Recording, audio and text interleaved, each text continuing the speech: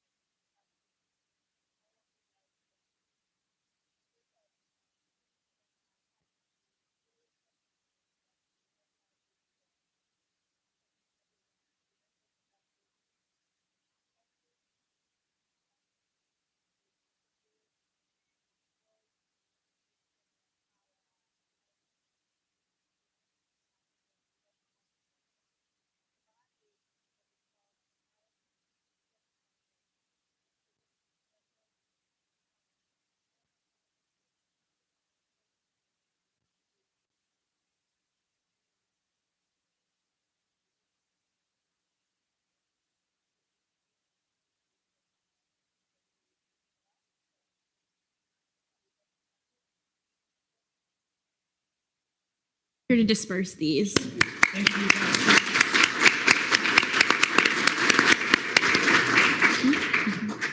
All right, next up.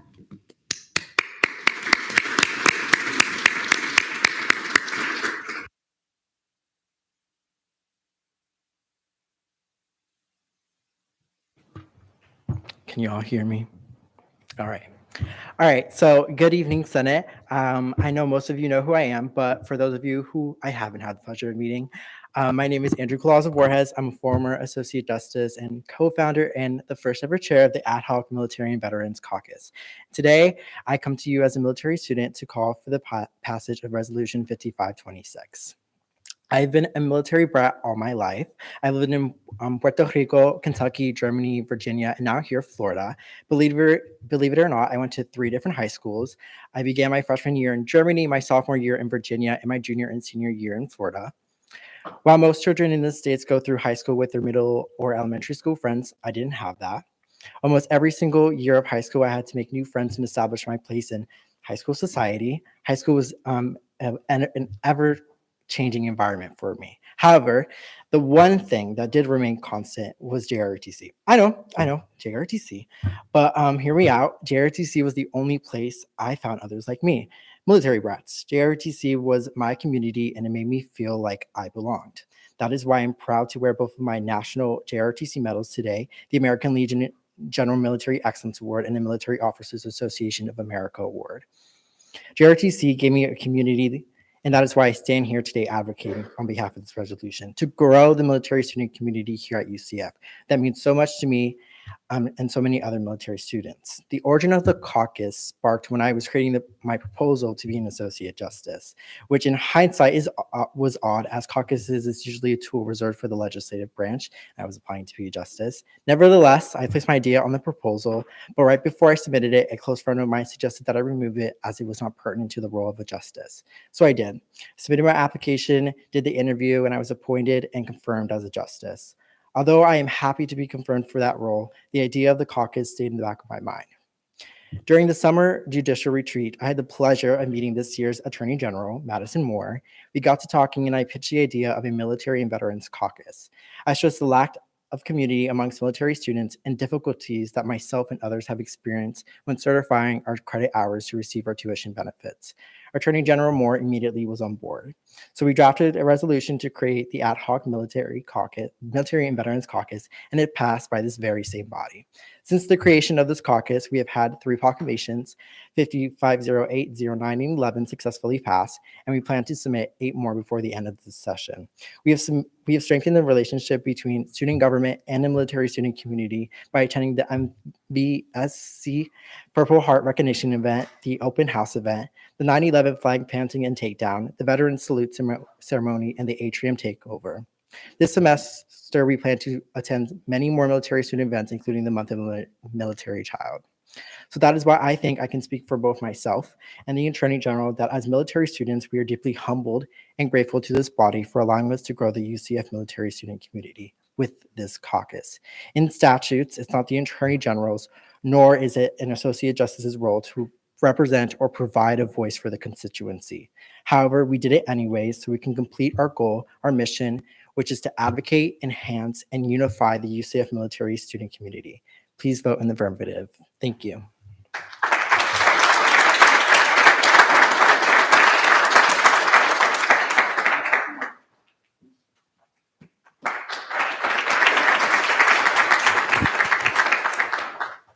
Good evening.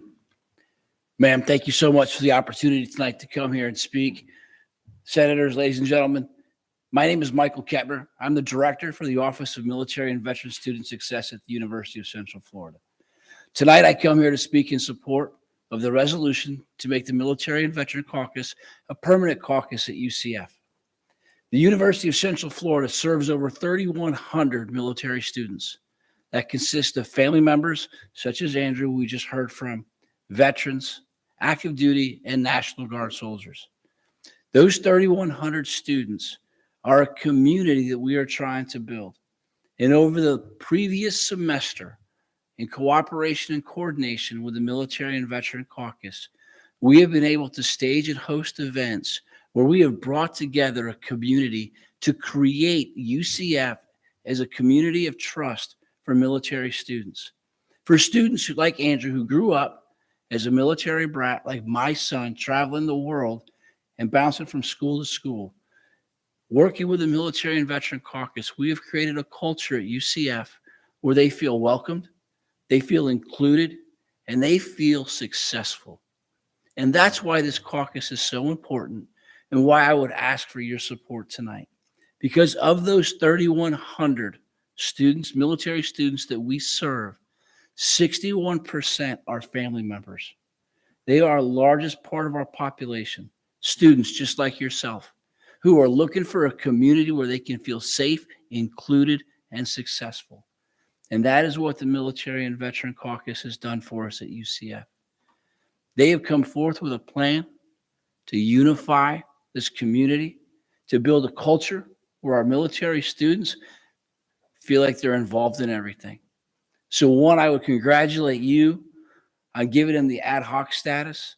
And I would ask for your support tonight to make them a permanent caucus so that we can continue the work we started last semester and continue to grow and collaborate to build a community of trust at UCF where military students feel included in everything. Thank you all so much for your time.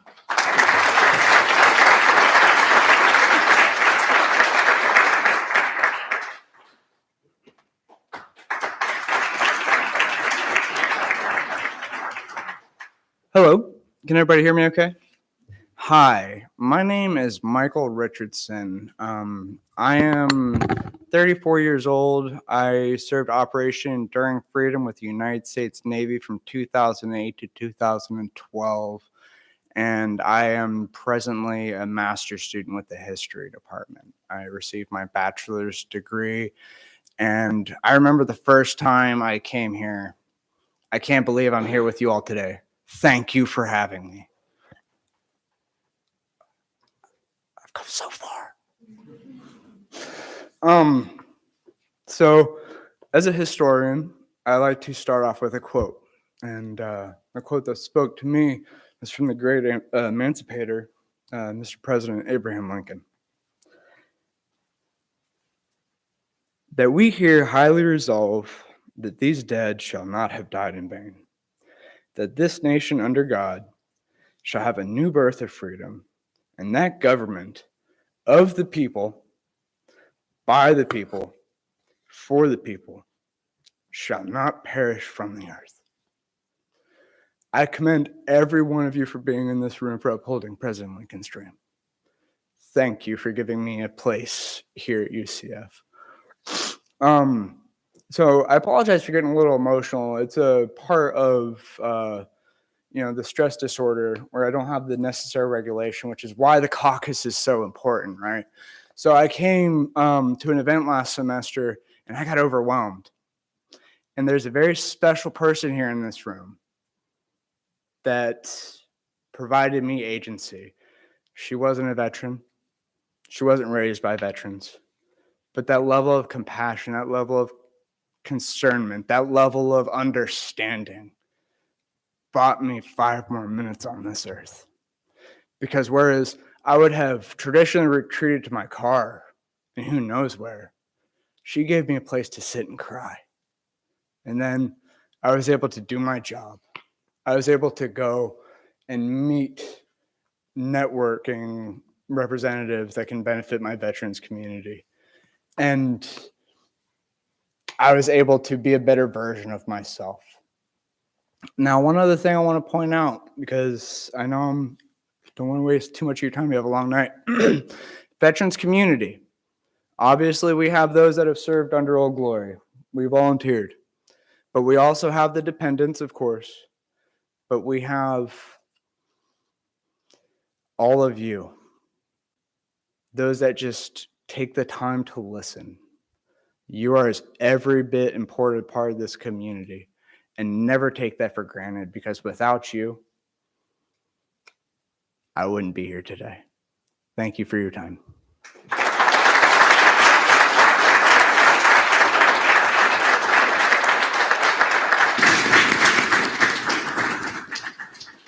Thank you all. so much after I'm done. Thank you all so much for coming and speaking. We really appreciate it, especially hearing directly from our constituents from the UCF community. And thank you to the Military and Veterans Caucus for doing all the hard work that you guys do. And I hope this resonates with you all as you will be seeing the resolution soon, and you take it into account in whatever way you choose to vote. Now I'll be taking attendance. Duke, and then Brown. Present voting. So noted at 6:30 p.m.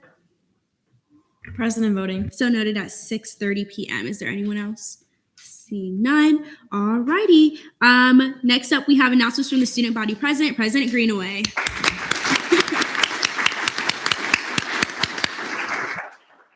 Hi, Senate. I hope all is well. Just a few updates from me. Today, there was a Board of Trustees meeting at the Rosen campus. It was a great visit. Not much really went on in the meeting. We conferred degrees. We discussed student success metrics of how to improve four-year graduation rate. The materials are all on the Board of Trustees website. So if anyone has any questions about any of that stuff, feel free to reach out to me. Additionally, pickleball courts at the Rec and Wellness Center are officially opening tomorrow. So that is super exciting. The construction finished yesterday and they're ready to open. So we're going to do a grand opening before spring break. So be on the lookout for information on that. But really excited to get students involved on our campus. You know, students that might not have traditionally been involved in the rec center to get them to there and participate and be a college student. So I'm really excited about that. And then finally, I just wanted to thank Mike Kepner for being an amazing student, amazing partner to student government. And to AG Moore and all that worked on, you know, the caucus, Andrew, the proclamation, for being so passionate for our military students. I really appreciate that. They worked on that quick because we just approved that. Are there any questions regarding President Greenaway's report? Seeing none, thank you. Do you have Colby's report I as do. well? All right. From Colby, just that the ADSP meeting will be tomorrow in the Charge on Chamber at 12 p.m. Awesome. Are there any questions regarding the Vice President's report? Seeing none, thank you. All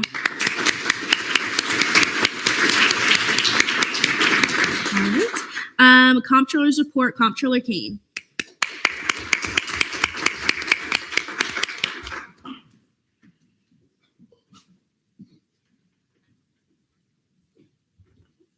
Good evening, everyone. From me, just a couple of things. So this past Wednesday morning, we had our finance office meeting and we discussed a key few issues that we want to work on throughout the semester.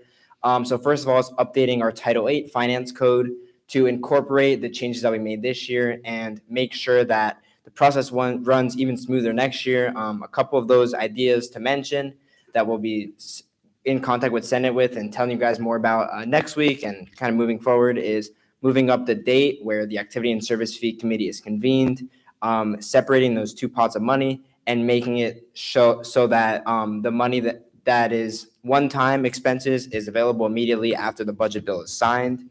So that's pretty much it from the finance office.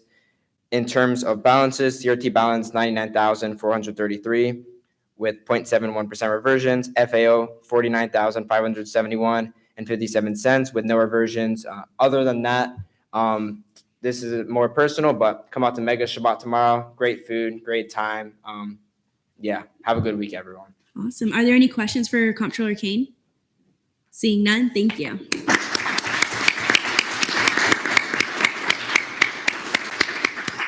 All right. Attorney General's report, AG Moore. Good evening, Senate. The classroom survey went out this week, and we have over 800 participants. I'm hoping by the time we close it, we have around 1,500. Also, Resolution 5526 is going out tonight on the floor. I highly encourage you all to vote up on it. We have worked really hard this year on building a UCF military community, but we need more than a year. So please vote up on it, and I will speak more about it in my caucus report. Thank you. All right. Are there any questions for AG Moore? Seeing none, thank you. All right. Cabinet Forum, announcements from Chief of Staff Sabrina.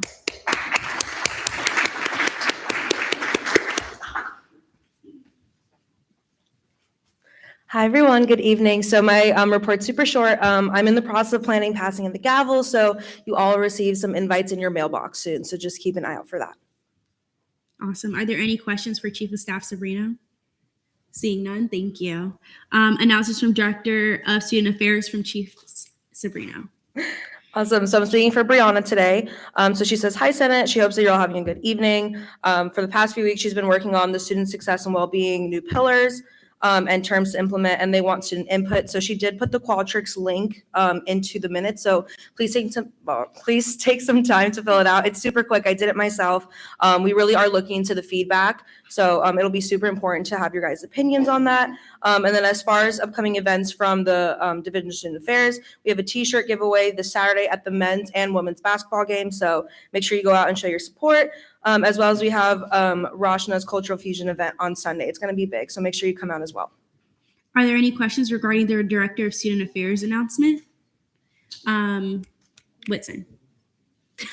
You scared me. Those t-shirts look amazing. Are they being given out at the beginning of the game or at the end? At the beginning. Okay, thank you. Any other questions? Seeing none, thank you.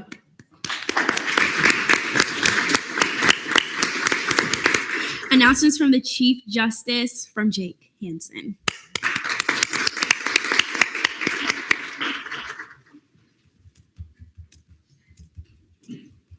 All right, hello everyone. Elizabeth couldn't be here tonight, but she wanted me to say hello on her behalf. A couple things: the Judicial Outreach Committee hosted Lounging with the Lawyer last night. We had a great turnout. I think around 44 students came out. We had a couple panelists that they were really excited to hear from. We're really excited to make that an annual thing as well. We're planning to launch our Title IX peer support service and its campaign the week of March 4th.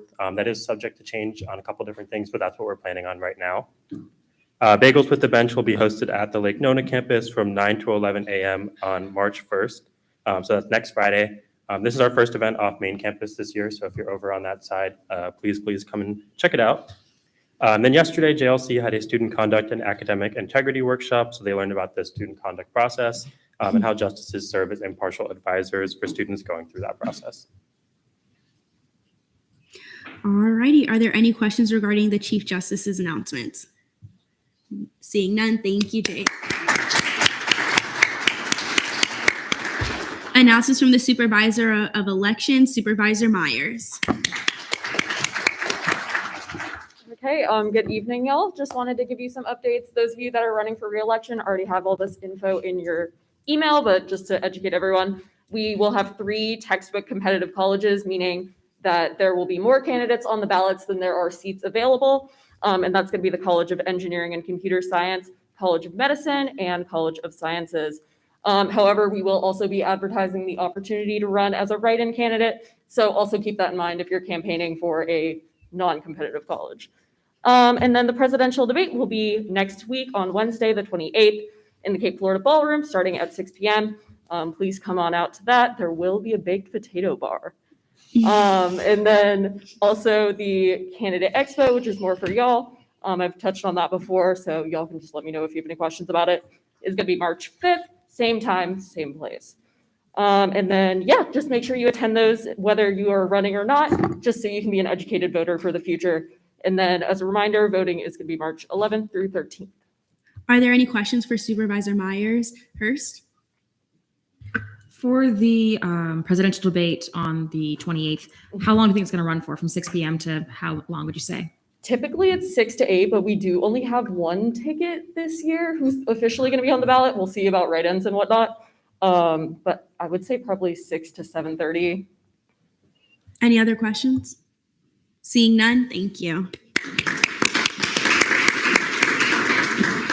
Announcements from Activity and Service Fee Committee Chair, none. Announcements from the Scholarship Committee Chair, none. Announcements from the Senate President. Hello, everyone. I'm glad to be back. How cool is it that we only have 5 Senate meetings after this? What will you do to fill your Thursdays with after that? I personally will be doing nothing. So, but, oh yeah, and job searching. If you're graduating, you already know how that feels. If you're you're not going directly to grad school, which I probably should have done, but that's another conversation for another time. But on a more serious note, RSVPs for our banquet will be sent out soon. ELA Richmond's actually working on that. It will most likely be April 5th or 6th. The Celeste actually just reached out to me, so they will be checking the availability, which it looks like they do have it. So all the information will be sent out. I hope that you come. It's going to be really good food, and dress really nicely because the Celeste isn't anything to play with. So, and do not take this personally. This is just to make you aware of your absences. Okay. Everyone has a free 2.5 unexcused absences. So this is just to make you aware so it doesn't slip through. And if you do have these absences and you're like, I actually had something that was really important that I need to submit a request in, this is your opportunity to be aware of that now. So individuals with 1.5 or more absences is Senator Federico, ILA Pullman, Senator Shannon, Senator Conti, and Andrea Vasquez. Are there any questions regarding? This is not a call out. It's in a public service announcement. Oh, my bad. You're just special, you know? Are there any questions regarding that announcement? I'm sorry. I cannot be serious when it comes to my announcements. You guys are so I love you guys. So I'm just too real. With that being said, thank you, exec. See you soon. Next up, internal legislative assistant report, ILA Pullman, who has 1.5 absences. I do my job, I promise. But yeah, so for the past couple of meetings, the SLCers learned more about Senate procedures through Senate Jeopardy. They also got a rundown of dean meetings and their significance. And I assigned them weekly committee and caucus meetings that they go through and they cycle through them. So if you're a chair of a committee or caucus and you cancel your meeting, please let me know so that I can let them know. Or if you move it to Zoom or if anything moves with your meeting, let me know so I can let them know. It doesn't happen often, but just in case. And then I have to say this in every announcement. Anyone in student government is always welcome to join our Nighthon team. It's coming up soon, I think. Nighthon main event. So it's one of the first weekends of April. And we're always fundraising, so feel free to join the team. And I promise I do my job. So, are there any questions for ILA Pullman? Seeing none, love you, Allison. External legislative assistant report, ELA Richmond. I have 0 absences. I'm also working on an advising survey with Speaker Holmes. Dean meetings are going. Also, if you're in the College of Sciences, it'll be on Zoom. I'll be out of town. Hopefully I'll have service. And thanks to everyone who came and attempted to dunk me. It was for a good cause. Are there any questions for ELA Richmond? Pringle? I'll just like to say I actually dunked you. Oh, and did first try too. Oh, impressive. wow. We got an arm on him. Hurst? Just for clarification, because I've already forgotten, what time is the mock dean meeting tomorrow? 1 p.m. Thank you. Hamid? How many times did you get dunked? Honestly, not that much. I was dry as a feather, maybe 5, 0. I don't even remember. I just remember being dry. Any other questions? Seeing none. Senate President Pro Tempore report, none. Deputy Pro Tempore of Legislative Affairs report, D-Leg Morset. Hi, everyone. I'm currently working with the Pro Temp's office to set the deadline for fiscal legislation and internal legislation, so more on that in the coming meetings. And I'm still currently working with Valencia College on collaboration with them. I'm trying to get their senators from the most populated campuses because they have 5 or more campuses. So I'm just trying to get the most populated to come. All right. Are there any questions for D-Leg Morset? Seeing none. Deputy Pro Tempore of Senate Relations, none. Caucus reports, APIA caucus, none. Black Caucus, Chair Daedalus. Hi, everyone. I'm Mid Applebite. I'm so sorry.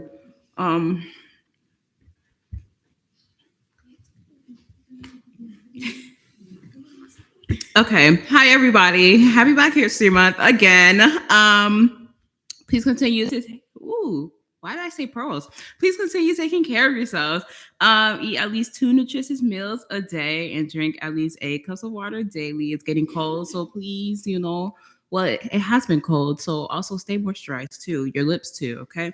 Our last Food Truck Friday is tomorrow. So come out to the Memory Mall Papers at 11 and be ready to spend your money, The only way you can support them is by spending your money, and it will go to something good because somebody needs it out there. The business showcase on Tuesday was amazing. Why did I not sound happy? It was really amazing, y'all. I came a little behind because of internship, but it was really amazing. Shout out to Elise and Danny for helping me, especially Danny, y'all. She got it together. Excuse me. I'm so sorry. So sorry, everyone. And also just a little tidbit shout out. Women's Caucus is having theirs next month on the 28th, and some of those vendors from Tuesday will be there, and they're already excited. Yeah, we also got a shout out on the actual UCF.edu, their Instagram page. So shout out to them. And then a huge thank you to everyone who's helped me either in planning or the execution of the events that we have this month. I really appreciate y'all because I be feeling like a headless chicken sometimes, and just a sigh of relief that everything has been going well. And tomorrow will be well, but that everything has been going well because of y'all. So thank y'all. Are there any questions for Chair Daedalus? Seeing none, Disability Caucus Chair, newly elected Chair Duke.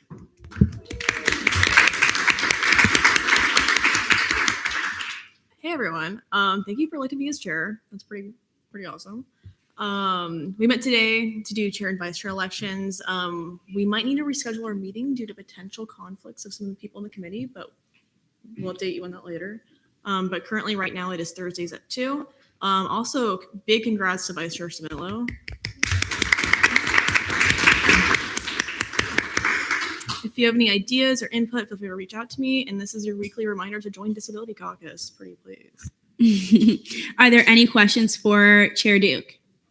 Seeing none, Line Hispanic Caucus Chair DeCara. Apparently, I think everyone that had an event on that last week of March just got their confirmation for their room. So we also got ours. So we now have a room and everything, and I'll be working with MSC and planning it more. We'll have more details later on. We actually now have an ex officio seat. So it's right now it's the Vice President of Expansion within the Diversified Greek Council. Her name is Monica Rivera. She is also a member of Lambda Theta Alpha, which is a Latin and Hispanic-based sorority. But with ex officios, I gave her the rundown, and she's very happy to be a part of the caucus now, and can't wait to do collaboration. And also we have a new logo. It's really good. So you should look at it. But that's it. Are there any questions for Chair DeCara? Seeing none, LGBTQ plus caucus Chair Fintel. Hello, everybody. Hope you're all staying warm this week. It's been way too cold, and I am from the Midwest, so I should be used to it, but I'm not. So I'm suffering right alongside y'all. We did meet earlier today. Finally got the ball rolling on our trans wellness seminar. I know I've only said that 5 times. It's okay. We have a confirmed date and time for room reservation. So we're planning the event to be March 25th from 3 to 5 in the Student Union. More details to come on that. Very excited. Coordinator Burge also wanted me to share about an upcoming intersectionality seminar that all the caucuses are invited to. Caucus leadership should have received an invite in their emails. So please check for that. It will be March 4th at 6 p.m. And once again, I have resources from the center for anybody that is interested. I won't say it all, but it is there. Same thing as last week. Go if you would like to. That's it. All right. Are there any questions for Chair Fintel? Seeing none, Women's Caucus Chair Lazo. Hey y'all, no meeting this week, but I am currently working on some legislation to celebrate upcoming Women's History Month, and just women in general. So sorry, SBA, love y'all though. I'm also gonna be dropping the vendor sign up link again. So far, thank you, Chair Daedalus. We have 10 signups already, and a bunch of RSOs are coming. Also want to remind you guys that Coordinator Cabrera is hosting their Women's Empowerment Conference on March 7th. That's to be downstairs in Texas Ballroom from 11 to 2. It's a really good opportunity to network. Something really bougie also, from what she says. And lastly, I'm surprised that like our history buffs, Ethan didn't do this, but considering how topical it is for the proclamation that we're reading, today is also the anniversary of Purple Heart, the award being reinstated. So I just thought y'all wanted to know about that. All right. Are there any questions for Chair Lazo? Vice Chair Hurst? Just to clarify, that's my fault for Ethan not talking about that. I dared him not to make a history fact today. I was going to say something. No, it's okay. Chair Semple? Can confirm it hurts. Are there any other questions for Chair Lazo? Seeing none. Military and Veterans Caucus, Acting Chair Moore. Do I have to be motioned to talk? No, because you're in the agenda. So, Okay. Yeah. This week I met with the Military and Veteran Student Success Center and finally got the AOK to create a web course for our VA students. Right, Mike? This web course will ensure that transfer and FTIC VA students have all the information necessary for their certification and will forward our initiative to create a stronger community with the Canvas calendar and open discussion posts. It's just going to create more of a community.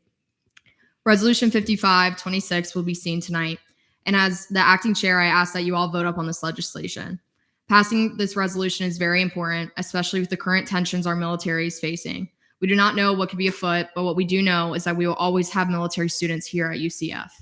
Making this caucus permanent will ensure that those committed to service are supported with their education, rights, and mental well-being. Student government promotes inclusivity, but it will not be a complete inclusive space until this caucus is welcomed. I also do want to add that Senator DeCara has put in so much work with this caucus. I feel like you have not been formally recognized. So I just want to say you've been carrying all of our proclamations, resolutions, everything. So shout out to you. Thank you for all your hard work. It's seen. All righty. Are there any questions for Acting Chair Moore? Seeing none. Unfinished business, none. Fiscal Committee caucus time. CRT is 10 minutes. Therefore, I hereby recess this meeting at 6:51 to reconvene at, oh, sorry, my computer's still back an hour from when I was gone. 7:52 now, and to reconvene at 8:02. That was too great, computer.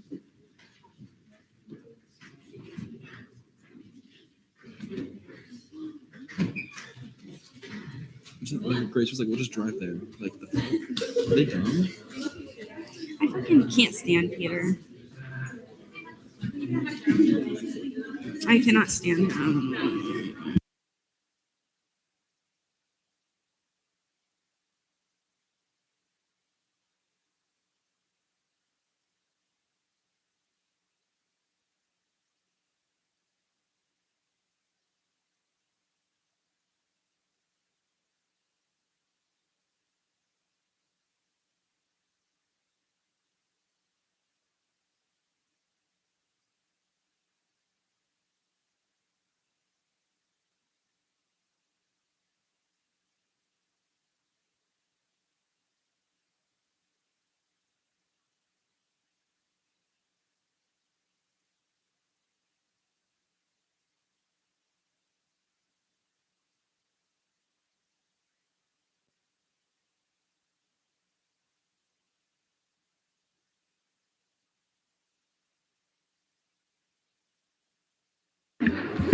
All right, I'm going to start, so if everybody could pipe down, please.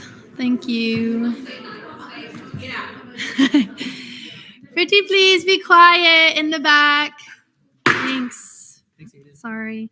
With that, I call this meeting to order at 7:53 p.m. Roll call and verification of quorum. Vice Chair Kringle. Chair Smillo. Present. I'm here. Senator Conti. Senator Lazier. Senator Yelman-Chili. Oras Rep. And Pro Tempore Rep. Four is verified. All right, with that, we are now at approval of the minutes. I'll take a motion. Temple. There's been a motion to approve last meeting's minutes. Are there any objections? Seeing none, now we are at approval of the agenda. I'll take a motion. Danny?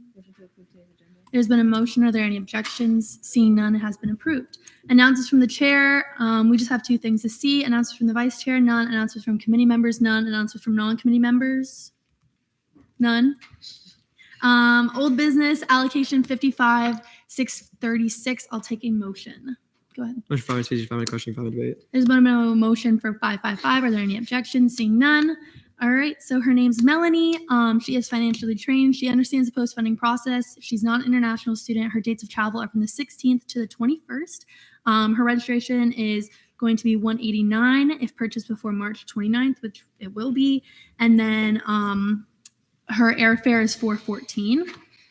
With that, let's see what else we got. She does not plan on graduating, and getting the funding by March 15th doesn't have any conflicts. Does anybody have any questions? If not, I'll take a motion. Adam? Motion to debate. There's been a motion to move to debate. Are there any objections? Seeing none, we're now there. Anybody wish to debate? Go ahead. Mayor Tain? You may. Yeah, all the questions are answered. All the numbers look good. Motion to move to voting. There's been a motion to vote. Are there any objections? Seeing none, we are now there. All those for, all those against, and all those abstaining with a vote count of 5 to 0 to 1. They have been approved. Next one is new business. Go ahead. Motion for 5 minutes, speeches, 5 minute questioning, 5 minute debate. There's been a motion for 555. Any objections? Seeing none. Allocation 55-647, Knights Build. They have 2 financially trained officers. They are not familiar with the post-funding process. Well, she's not, but the 2 financially trained officers are, as well as the people, because she's the president. So the vice president and the treasurer do. They do not have any international students coming. Their dates of travel are from the 18th to the 22nd. It's $150 per ticket, and then the hotel is about $636 for 4 nights.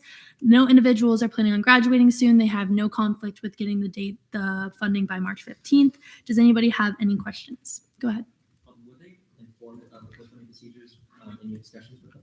I told the president about it, and I sent her the FAQ sheet, which has like a whole bunch of information about it as well. But she said that the treasurer for their like thing is the one that knows more about it than she does. So I just left it at that. Does anybody else have any other questions? Go ahead. Seeing no further hands, move to debate.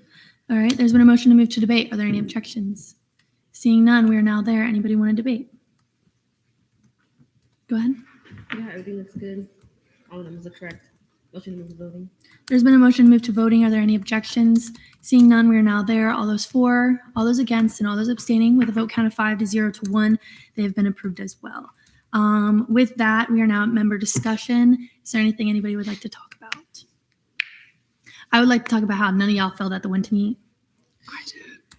Anyways. With that, we're in miscellaneous business. None. I'll take a motion. Go ahead. There's been a motion to adjourn pending final roll call. Are there any objections? Seeing none, we are now there. Joseph Millo. Present. I'm here. Senator Conti. Senator Lazier. General Chili, the absent ORS rep, and Pro Temple rep.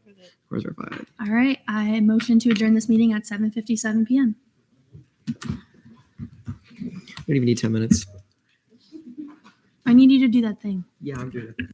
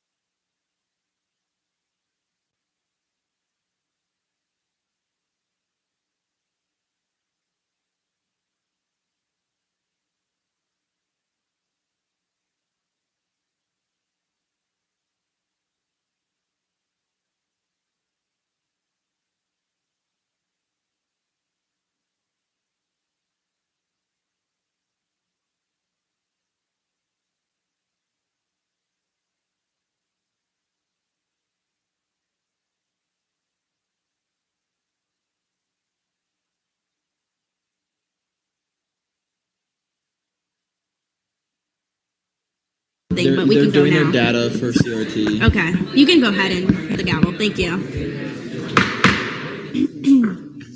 So please bear with me just during the meeting because my computer just doesn't want to work with me. It's on, but it won't click on anything. So I'm just currently on my phone.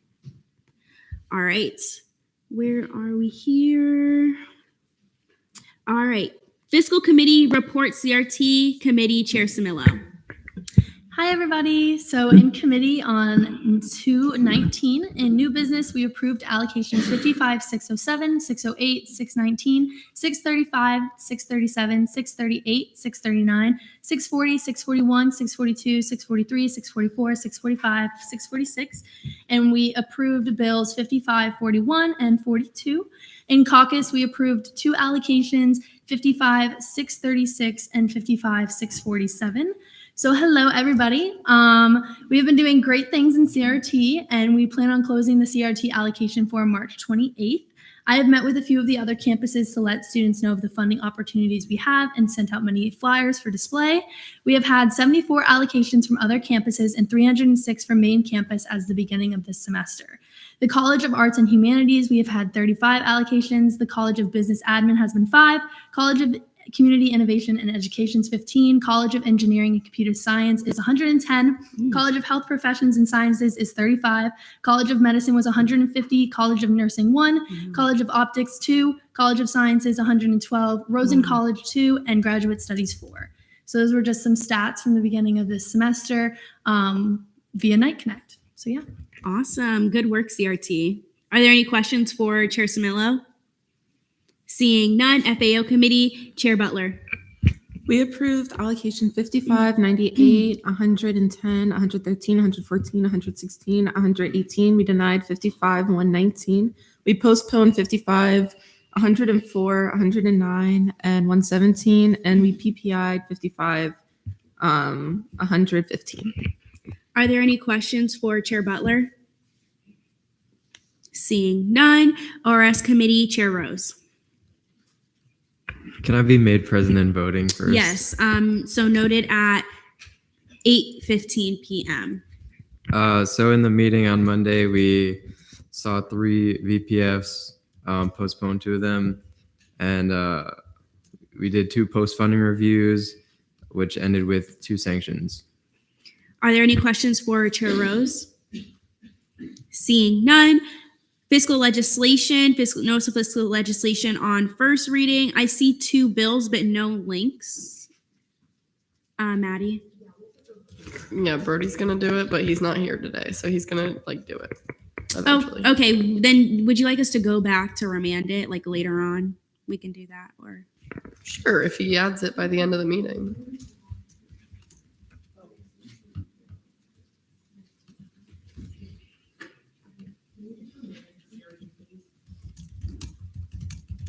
what happened? They just need to be remanded to CRT. Okay, give me one moment. Okay.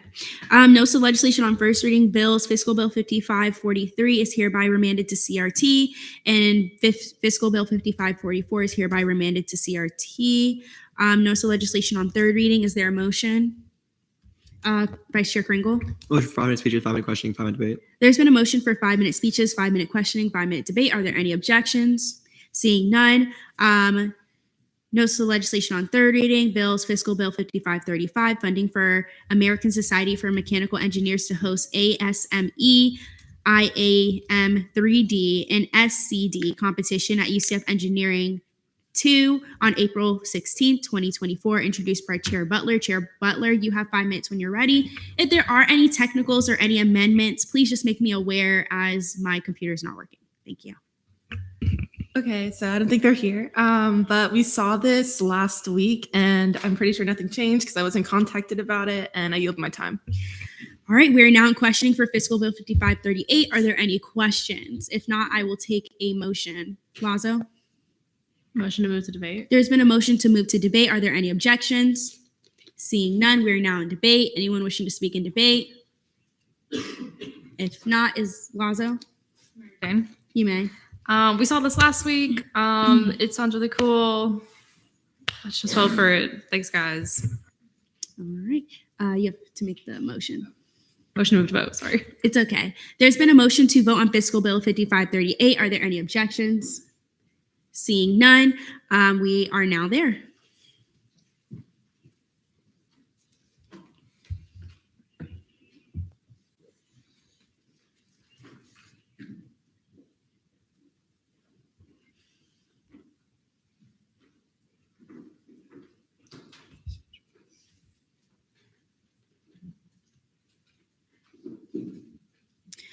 With a vote count of 30 to 0, Fiscal Bill 5538 passes on third reading. Fiscal Bill 5539, funding for 19 members of MedLife at UCF to travel to Cusco Service Learning Trip in Cusco, Ecuador from May 4, 2024 to May 12, 2024, introduced by Deeser Matal. Are there, D-Leg Morset will be representing. You have 5 minutes, D-Leg. Yeah, we saw this last week on second reading. Nothing has changed. I've spoken with him. All the numbers should still be accurate. I yield my time. All right. Are there any questions for D-Leg Morset? Seeing none, is there a motion to move to debate? Okay, we're now there. Anyone wishing to speak in debate? Vice Chair Hurst? May I retain? You may. We saw this last week. Nothing's changed. We should vote on it. Move to vote. There's been a motion to vote on Fiscal Bill 5539. Are there any objections? Seeing none, we're now there.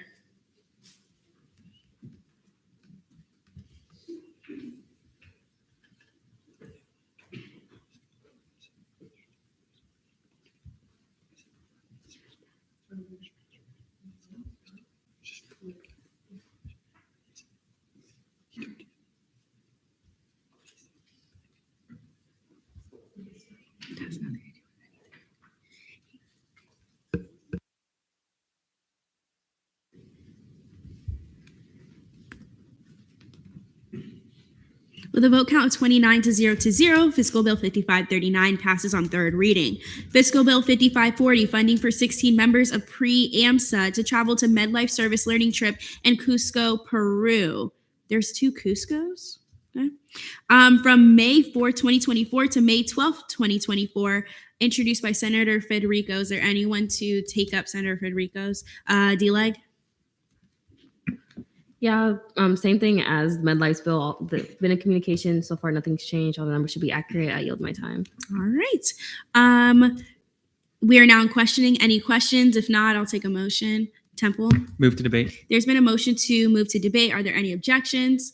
Seeing none. Senator Acosta, did you have your hand up? All right. We are now in debate. Acosta? May I retain? You may.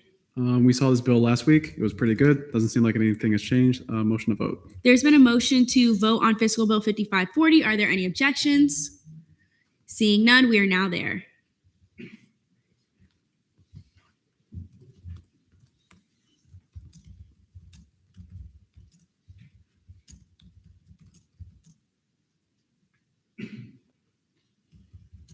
With a vote count of 30 to 0, Fiscal Bill 5540 passes on third reading. Notice of legislation on second reading, Fiscal Bill 5541.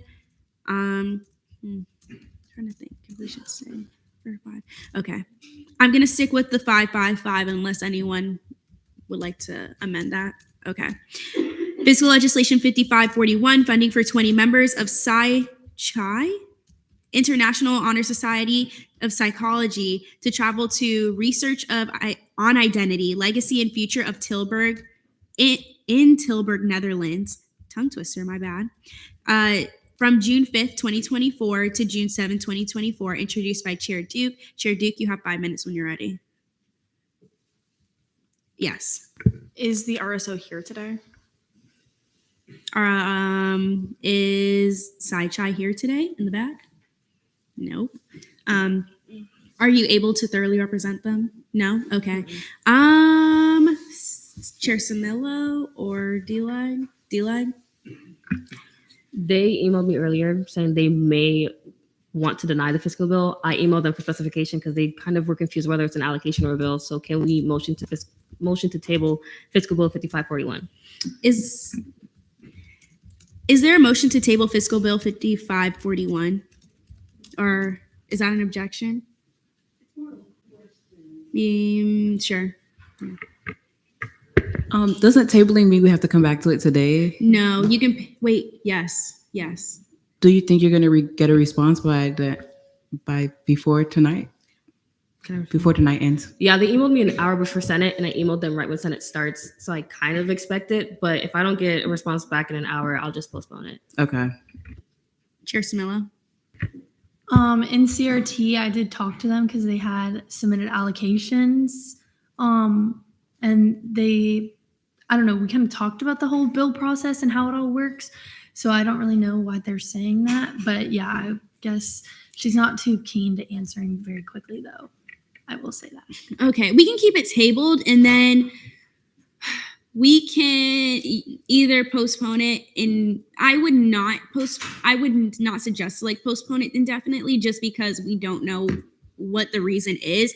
We can just postpone it till, well, indefinitely. You can pick it up again, I guess, but not really. So we can just postpone it to the next meeting if we don't hear back. Okay. With that being said, we'll move on to Fiscal Bill 5542, reallocating funds from Fiscal Bill 5523, introduced by D-Leg Morissette. You said you have a PowerPoint you would like to share? No? Whose PowerPoint is that?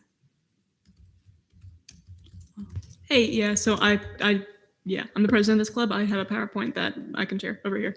Oh, I'm like, who's talking? You're good. A voice from beyond. Okay. I'm so sorry. I was so confused. You're fine. Okay. Well, I guess you have 5 minutes when you're ready. Okay, just go up there. You can stay in your seat. You can go up there, whatever you're more comfortable Okay, with. I have other options here too, so. Okay, Yeah, awesome. okay. Whenever it comes up, you can start your 5 minutes when you're ready.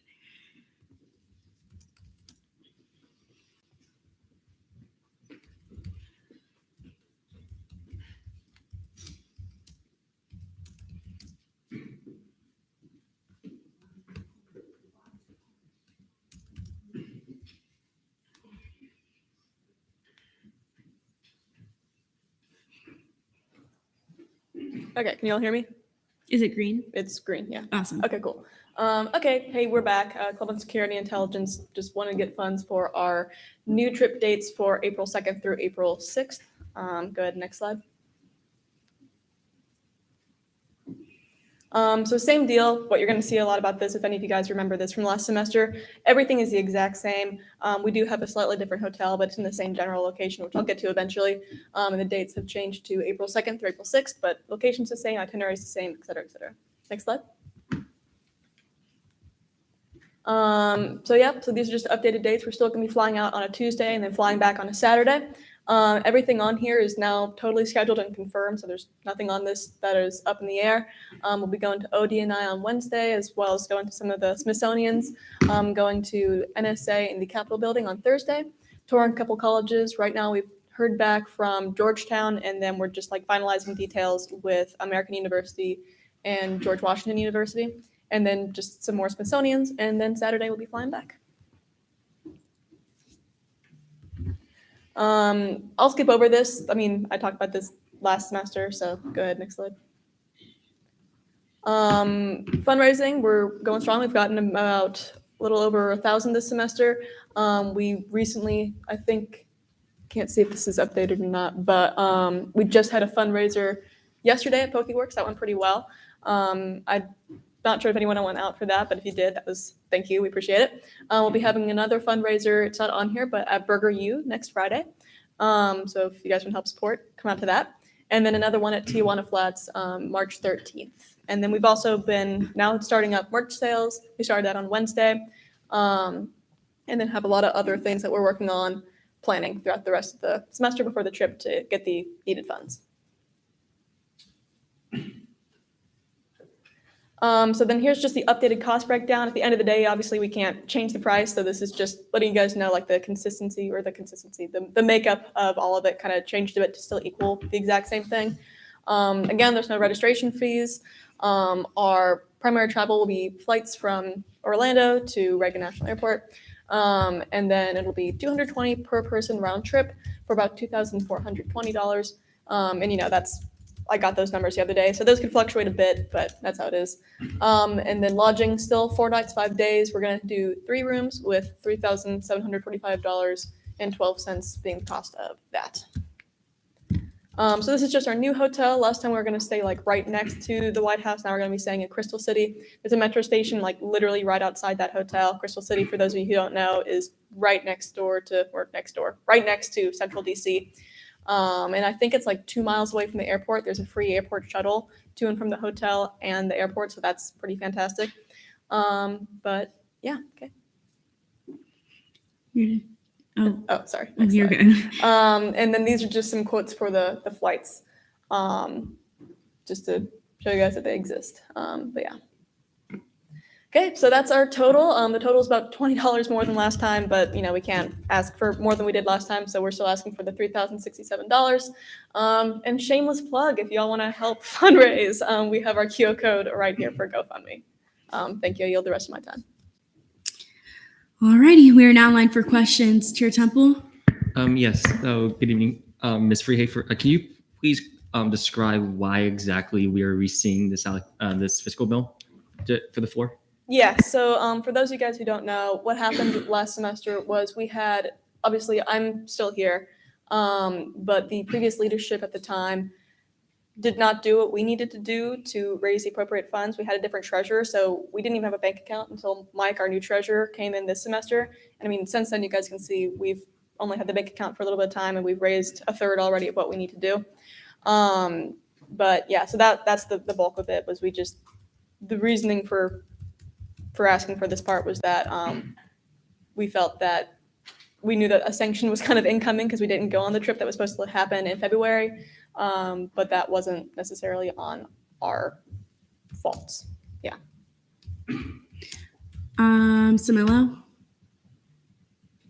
I know that I had been in cahoots with Fong, but I didn't know if you guys or D-Leg decided to reach out and ask about timeline, just because this is a couple weeks out of timeline. I know that it has been like already kind of in like cohorts with the business office, so I didn't know if you guys had any discussions about maybe expediting the process at all. No, I was just waiting to hear back with what y'all had to say until all of this went through.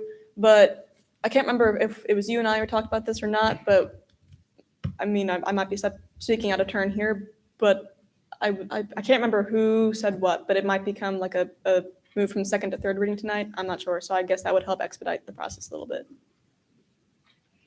Whoever can speak on that, I guess. Yeah, I remember when we spoke to Brody, he said, obviously the business office understands the situation, so it should be fine in terms of expediting the process. But yeah, I think if I remember correctly from what he said, I don't know if Rose, if you remember, to see it on both readings tonight, just to make sure it stays within timeline, or at least somewhat of a timeline. Right. Okay. With that, are there any other questions? Seeing none, is there a motion to move to debate? All right, we're now in debate. Anyone wishing to speak in debate? Temple? If I'm not mistaken, to whoever made, were these the same numbers that we had agreed to regarding this? Because to my understanding, I thought we were to keep the exact same numbers as before. The numbers can vary for like travel and lodging, just the total number of Senate contribution can't change. So the total for their Senate contribution will continue to stay at the 3,067. Question to the RSO then. You may. So given this circumstance, is your RSO prepared to provide more of your, is your RSO prepared to contribute more than what is otherwise required of your RSO? Yes. Any other questions? All right, Samila. So since we're in debate, debate, I guess move to see my amendments as technicals. Yes, my computer's working now, so I can see them.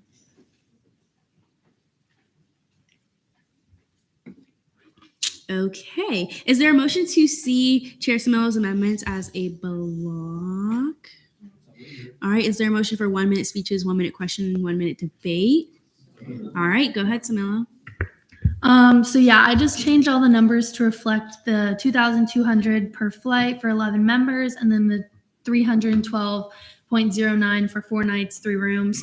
And then I just put the totals for that, and then the total did add up to $165.12. I didn't divide that in half just because of the fact that this is a reallocation. We can only provide $3,067. So on their half, it'll be $3,098.12.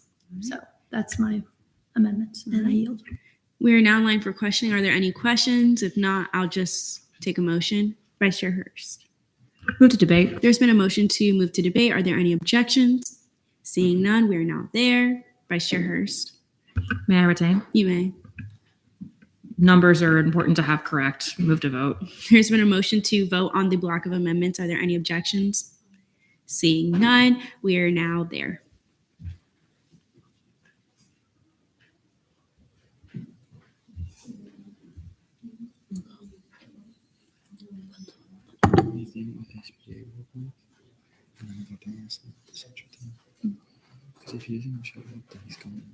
Take your time, SBA. With a vote count of 28-0, the block of amendment passes. Duke? No? Temple? Question to the RSO. You may. Sorry. I just got this. What is the hotel that you'll be staying at again? It is let me look at it again, the Crown, let me see. Where is it? The Crown Plaza Crystal City Hotel. Okay. Just for reference as well, Madam Speaker, the fiscal bill needs to be updated to reflect that. I definitely saw. I'll just see it as a technical then, since the explanation was given. Yes, and it's Crystal City, correct? Yeah. I'm thinking of Crystal Palace, the football team. Yeah. regardless. Thank you. We're still in debate. Is there any more anyone wishing to speak in debate or make a motion, Temple? Yeah, just for the formality of it, move to see my amendment as a technical. Okay. There's been a motion to see Temples as a technical. Are there any objections? Seeing none, it's seen. Samilo? Question to anyone who could answer. So normally on a bill, we have how much money's been allocated to the RSO throughout the whole fiscal year. Do we still need to have this in the bill just because it's not in the bill? D-Lag?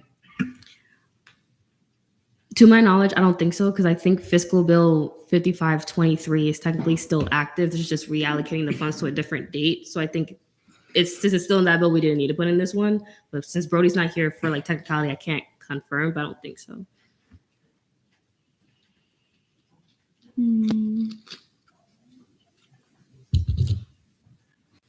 Is that going to be an issue because we have to expedite it, Samilo?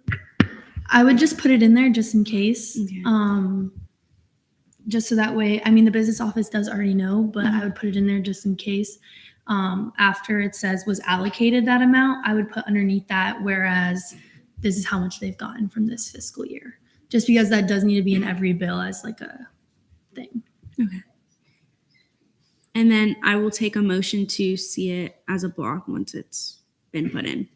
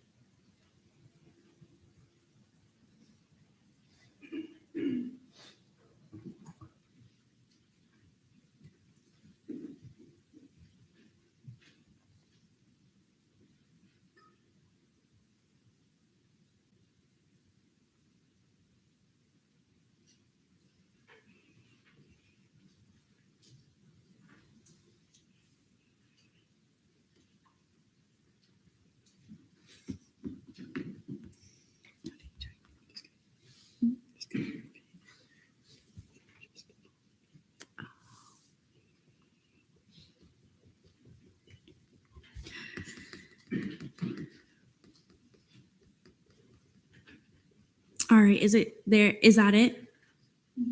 Okay. Okay. Is there a motion to see who put that in there? D-Lag, did you put it in? Okay. Is there a motion to see D-Leg Morset's amendments as a block? All right. Is there a motion for 1 minute speeches, 1 minute questioning, 1 minute debate? All right. We're now there at D-Leg. Yeah, like Kylie said, I just added that they received $0 in the activity and service fee budget so far this year. All right. Is there a motion to see Samilas as a friendly? I guess. Okay. We're now in questioning. Are there any questions? Kringle? Motion to debate. There's been a motion to move to debate. Are there any objections? Seeing none, we're now there. Are there any senators wishing to speak? Kringle? Mayor Tain. You may. This looks great. Yay. Motion to voting. There's been a motion to vote on the amendments. Are there any objections? Little block of amendments. Seeing none, we are voting on them.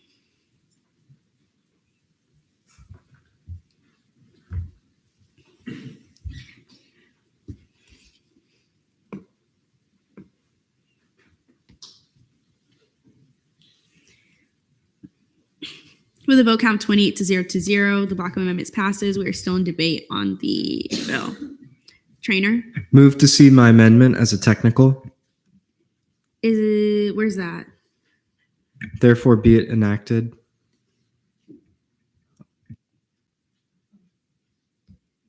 Okay. There's been well, yeah, I'll see it as a technical. Yeah. There's been a motion to see Vice Chair Trainer's edit as a technical. Yeah, okay. It's because he said emotion and then I was like, oh, I did that wrong. So that's my bad. But yeah, it's seen as a technical. All right. What is this? Okay, I'll see that as a technical as well, Samilo, just because it's grammar. Okay. Temple? Seeing no further hands for debate or for amendments, move to vote. There's been a motion to vote on Fiscal Bill 5542. Are there any objections? Seeing none, we're now there. Huh? Yeah.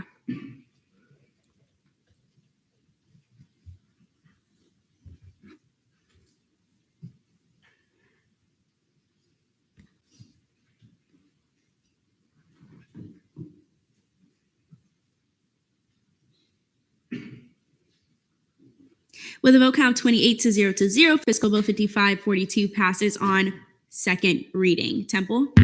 Move to return to the approval of the agenda. There's been a motion to return to the approval of the agenda. Are there any objections? Seeing none, we are now there. Temple? Move to place Fiscal Bill 5542 on fiscal legislation, notice of legislation on third reading. There's been a motion to move Fiscal Bill 5542 to fiscal legislation, notice of legislation on third reading. Are there any objections? Seeing none. Temple? Move to reapprove the agenda. There's been a motion to reapprove the agenda. Are there any objections? Seeing none, agenda stands approved. Temple? Move to return to fiscal legislation, third reading, notice of legislation on third reading, Fiscal Bill 5542. There's been a motion to return to fiscal legislation, notice of legislation on third reading, Fiscal Bill 5542. Are there any objections? Seeing none, we are now there. Still the 555, unless it's changed. Who represented this? Yeah. Do you have anything to say? No, but so is it on the third reading now? Yeah. Okay, thanks for the second reading. Any last words? Okay, sorry. Okay, we're now in questioning. Are there any questions? Kringle? Move to debate. There's been a motion to move to debate. Are there any objections? Seeing none, we're in debate. Kringle? Mayor Tain. You may. Yay again. All right, move to vote. There's been a motion to vote on Fiscal Bill 5542. Are there any objections? Seeing none, you may vote.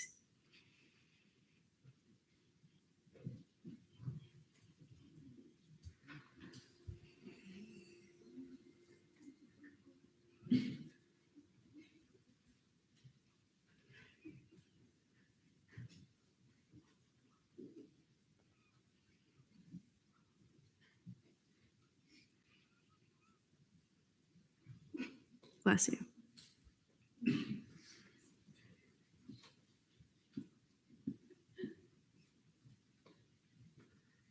With a vote count of 29 to 0, Fiscal Bill 5542 passes on third reading. Congratulations. Thanks, guys. Since we have already seen notes legislation on second reading, I'm going to go to internal committee caucus time, with that being SBA 10 minutes. I hereby recess this body at 8:42 to reconvene at 8:52. Tell her I said hi. I'm gonna ask you to come up here. If you, yeah, because I have to do SBA stuff real quick. Yeah, I'll talk to him. Yeah, just mention what. Here, do you want me to send you the picture? Yes, please. You have my phone number, right? Well, no, I just like take it from trainer right here. Oh, okay.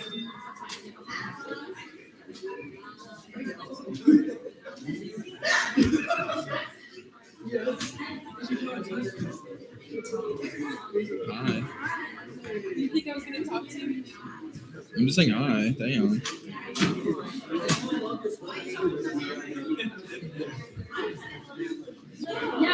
Y'all gonna stay in here for this?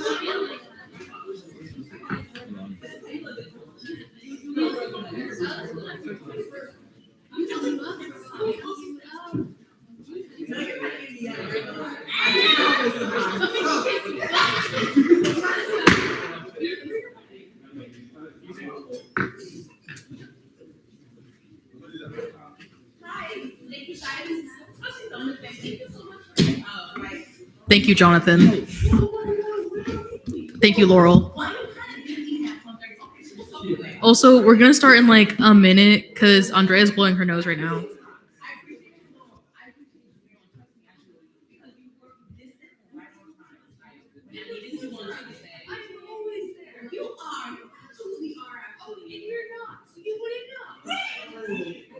Dia de la Bandera.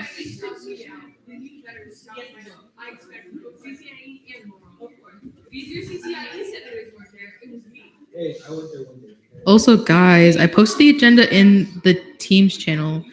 Tell me if you can't open it or not. And also tell me if you can open up the proclamations.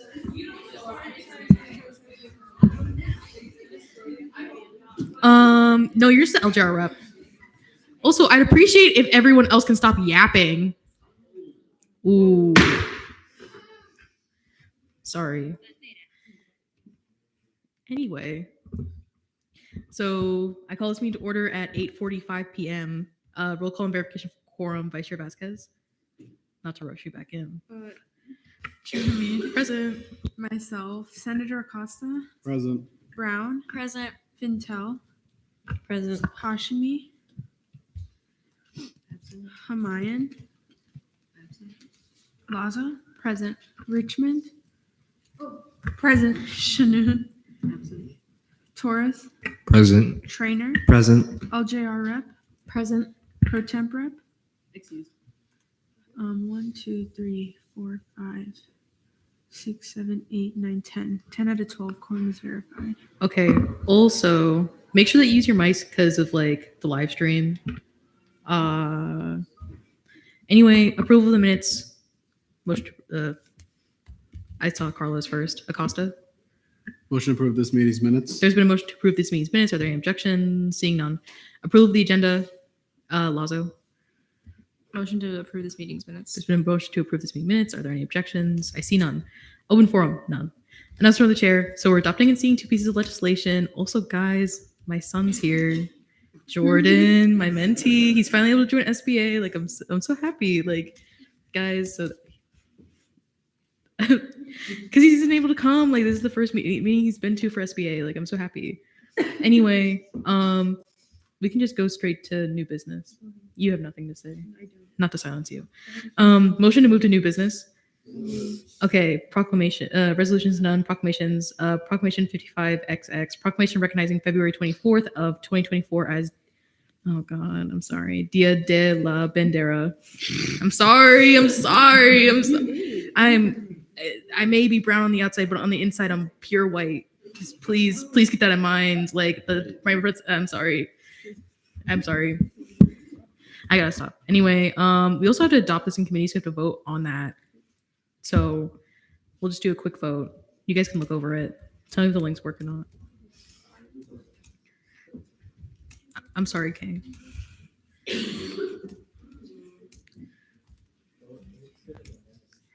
Okay. So we'll just do a raise of hands. Raise your hand if you are in approval for adopting this in committee. 1, 2, 3, 4, 5. Wait, 1, 2, 3, 4, 5, 6, 7, 8, 9, 10, 11. Any no's? Any objections? With 11 to any abstentions? That with 11 to 0 to 0. We are now adopting this in committee. Okay. Do we have a motion for speech, question, and debate? Acosta? 5-minute speeches, 5-minute questions, 5-minute debate. Oh God. Okay. Oh wait, is this short? We should probably do something shorter. Okay, so Okay, Lazo, you object. Do you take back your motion? I'm sure, yeah. Lazo? Motion for 3-minute speech, 2-minute questioning, 2-minute debate. That Aiden just went like this, so Can I just you can make a suggestion. Can you do a 1-2-1-2-1? Okay. Yes, you can. You can remake it. Motion to do 1-minute speech, 2-minute questioning, 2-minute debate. There's been a motion for a 1-2-1. Are there any objections? 1-2-2 or 1-2-1? That's what Aiden said. 1-2-1. 1-2-1. No, actually, I did in fact say 1-2-1. Sorry. I give you 30 seconds, 30 seconds, 30 seconds. Like, Oh my God. Okay. Anyway, so with that, we are now have 1-2-1 in place. Chair DeCara, you have 1 minute when you're ready. got it. All right. So the first one is the Flag Day, correct? Okay. Flag Day in Mexico, or Dia de la Bandera, is celebrated on February 24th each year. It commemorates the day in 1821 when the Mexican flag was first raised, marking the beginning of Mexico's independence from Spain. This event is a significant part of Mexican history and culture and is an opportunity for us to honor the contributions and sacrifices of those who fought for Mexico's freedom. By supporting a proclamation recognizing Flag Day in Mexico, we demonstrate our commitment to diversity and inclusivity. We show that we value and respect the cultures and traditions of all people, including our Mexican American and Mexican international students. This proclamation is a way to celebrate the rich heritage of Mexico and to promote an understanding and unity among our diverse student body. Furthermore, by recognizing Flag Day, we can foster a sense of pride and belonging among our Mexican American and Mexican international students. This proclamation can serve as a reminder of their roots and the points of their cultural heritage. It can also be an opportunity for them to share their traditions and customs with the broader UCF community, promoting cross-cultural exchange and understanding. I urge that you Time's up. support this. You Yeah, said- it's you said a honestly it. minute. That's honestly it. You're good. Someone could extend the time by like 30 seconds. 15. 15? So, Lazo? Motion to extend speech time by 20 seconds. Okay, there's been a motion to extend by 20 seconds. Are there any objections? Seeing none, you have 20 more seconds. I urge that you support this proclamation recognizing Flag Day. This is an opportunity for us to celebrate and honor the history, culture, and contributions of Mexico and to promote diversity, inclusivity, and unity within our student body. Thank you. You have the rest of my time. Good. You did that in 5 seconds. Okay. Now we're in a period of 2 minutes of questioning. Are there any questions for Chair DeCara? Trainer? Move to debate. No questions, guys? Okay. Okay. Are there any Okay. Seeing no objections, we're now in a period of debate. Anyone wishing to debate? Richmond? May I retain? But okay, well, can I see Lazo first and then you? Okay, Lazo. Motion to see my amendment in the be it further resolved is like a friendly technical. Sorry. What is it? There's just an extra 4 and that was it. I just checked it out. An extra what? Like you put 4 when I think you're just trying to do 1. Oh, It's my just a bad. grammar thing. I'll see that as a technical. Netta, can that be noted down? In like this proclamation, there was an extra 4 that Lazo just took out. No, but like, can you do you approve it? Because I can't. You can. I can't. I'm not. Or allowed is it to- me? I can't. I'm not allowed to approve anything. It would be Aiden. Me. Okay, Richmond. May I retain? You may. Aiden is great. This proclamation is great. Vote in favor. Okay, with that, sorry about that's what I wake up to every morning. That's how deep I sleep. Anyway, so we're now in a period of voting. If anyone wants to extend the debate time, but you retain. Never mind. Okay. It's been a long day. All right. So everyone in favor of this proclamation, raise your hand now. 1, 2, 3, 4, 5, 6, 7, 8, 9, 10. Am I counting that right? Yeah. Okay. Any no's, abstentions? With a vote count of 10 to 0 to 0, this proclamation passes first reading. Yay! Okay, we're not done yet. Guys, we can do this. We can do this. Oh, wait. Andrea, can you write in the proclamation that it passed? Sure. Thank you. You know what Queen. number it is? No. Uh, I don't know what we're on. That's usually Brody's job. You can do it. If you can tell me the one for Coast Guard, 15. This is 15. So it'd be 15 and 16. Okay, I'll write that in the thing right Okay, now. can you like change it? One of you? I got you. Yes, we do. Let me change. Okay, I put 15 and then next one 16. So now we're doing 5516. Proclamation 5516, proclamation recognizing February 27th of 2024 as Dominican Independence Day. So you have to vote to adopt this in committee again. Raise your hand if you are in favor of that. 1, 2, 3, 4, 5, 6, 7, 8, 9, 10. Any no's? Any abstentions? Seeing none. Vote count of 10 to 0 to 0. This is now adopted in committee. Yay. We'll carry over the 1, 2, 1 unless someone wants to amend that. But I don't think anyone does. Lazo? Motion for 2 minute speech, 2 minute debate. Wait, 2 minute speech, 2 minute questioning, 2 minute debate. Okay, there's been a motion to amend it to a 222. Are there any objections? Seeing none. Okay, that is now standing. So, Chair to carry, you have 2 minutes when you're ready.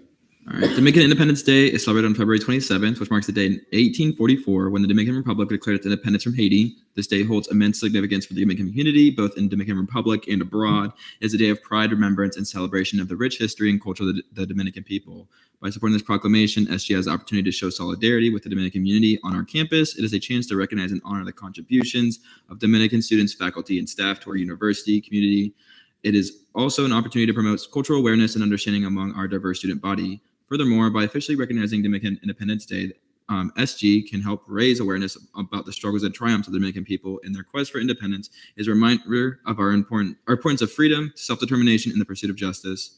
In conclusion, I urge that SC supports this proclamation recognizing Dominican Independence Day. Let us stand together in solidarity with the Dominican community and celebrate their rich heritage and contributions to our university and society as a whole. Sorry, I'm like rolling my tongue while I'm speaking, but I yield the rest of my time. You should do that in a minute. Okay, we're now in a period of questioning. Are there any questions? Richmond? Are you introducing this or is your caucus just for the Senate newsletter? Me. Okay. Richmond? Move to debate. There's been a motion to move to debate. Are there any objections? Seeing none, we're now in a period of debate. Is there anyone wishing to debate? Are you? Oh, you go. Okay, Lazo can go first. May I retain? Richmond? Yeah. Okay, Lazo. This is good. Go Dominicanos. Te amo. Move to vote. Okay, we're now in a period of voting. Raise your hand if you are in favor of this proclamation. 1, 2, 3, 4, 5, 6, 7, 8, 9, 10. Any no's? Any abstentions? With a vote count of 10 to 0 to 0, this proclamation passes first reading. Yay! Sorry, Andrea. Richmond? Motion to adjourn the meeting pending final roll call. There's been give Andrea a second to breathe. Do you see how fast she's typing? Okay, there's been a motion to adjourn pending final roll call. Are there any objections? Seeing none. Same as initial. Same as initial. I now adjourn this meeting at What? 8:56 p.m. Yay, we're done.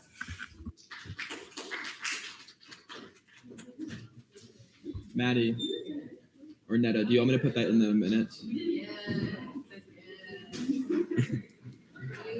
I'll do it. I got it.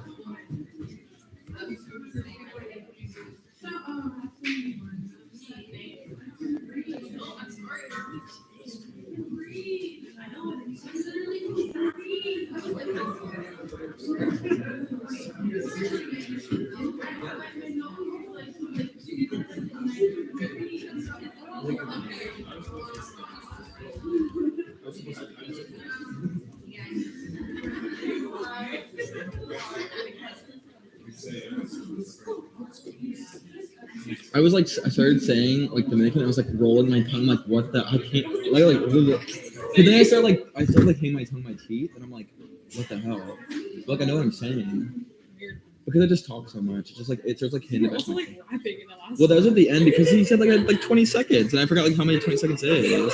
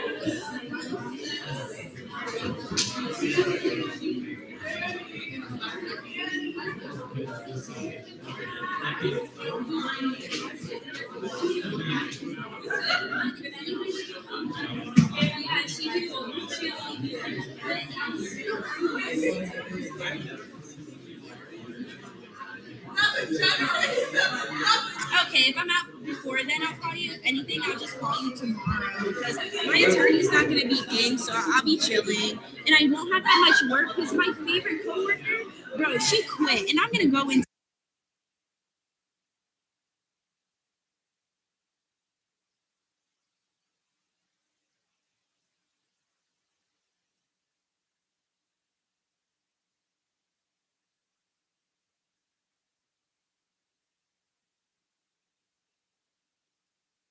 Proclamation.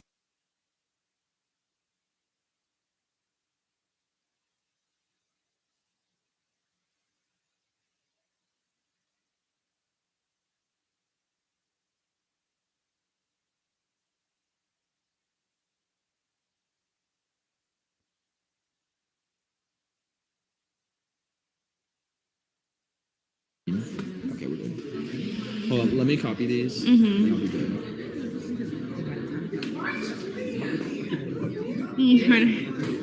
I would say our best bet is we're getting out at 9, maybe. Nope, 10. My freaking time is still off. My thing will be like good because I removed the part, the AG Moore, and the AG Moore supports the other part. So, Okay. Hold on.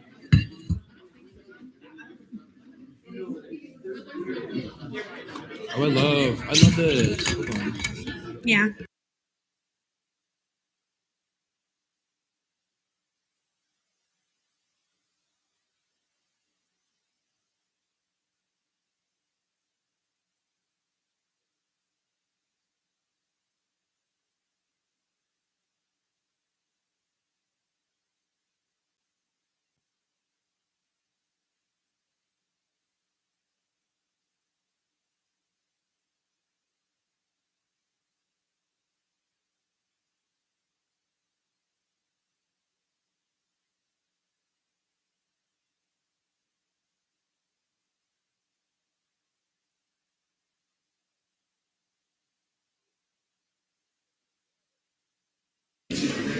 All right, gavel.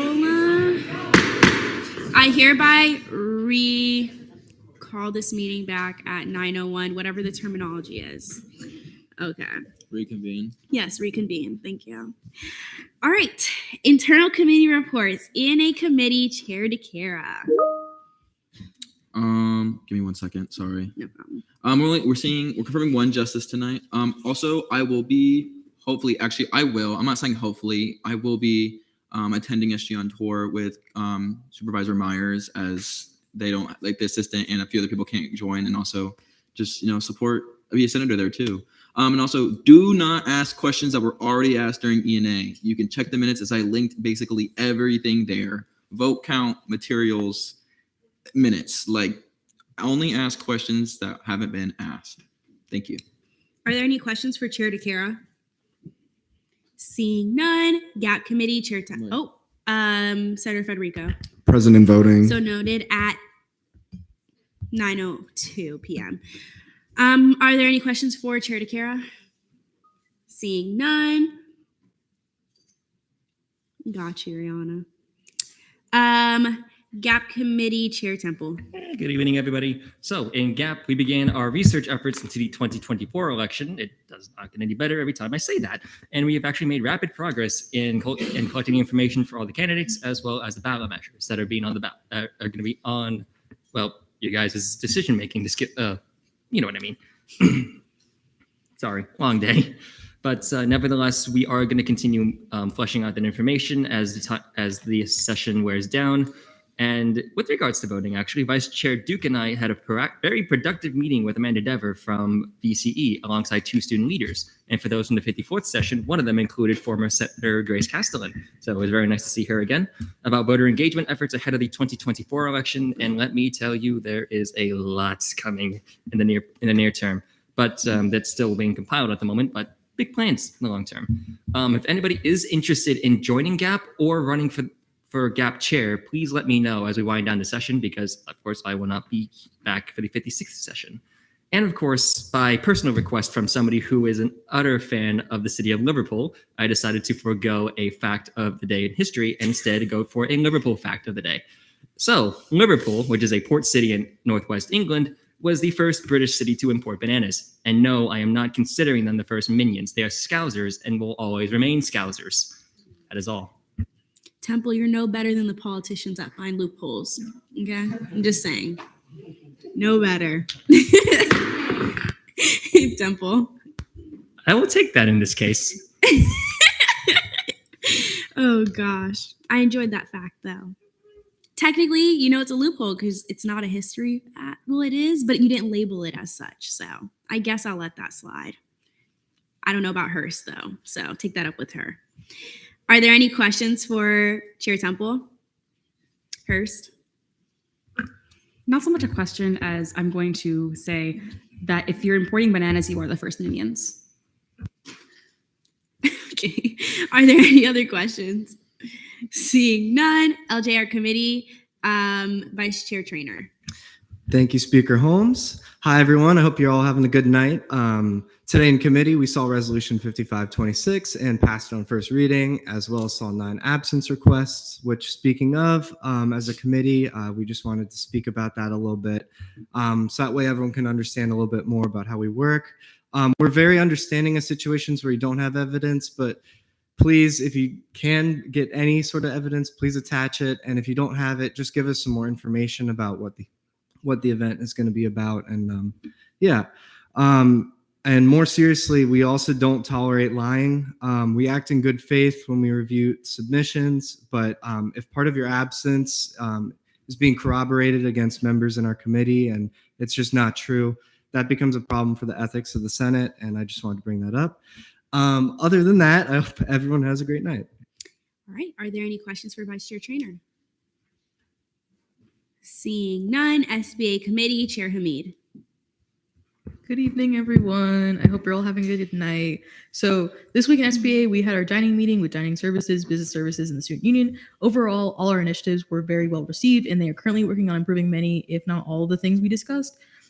For example, they are looking into making the kiosk more accessible for colorblind students and students who are visually impaired.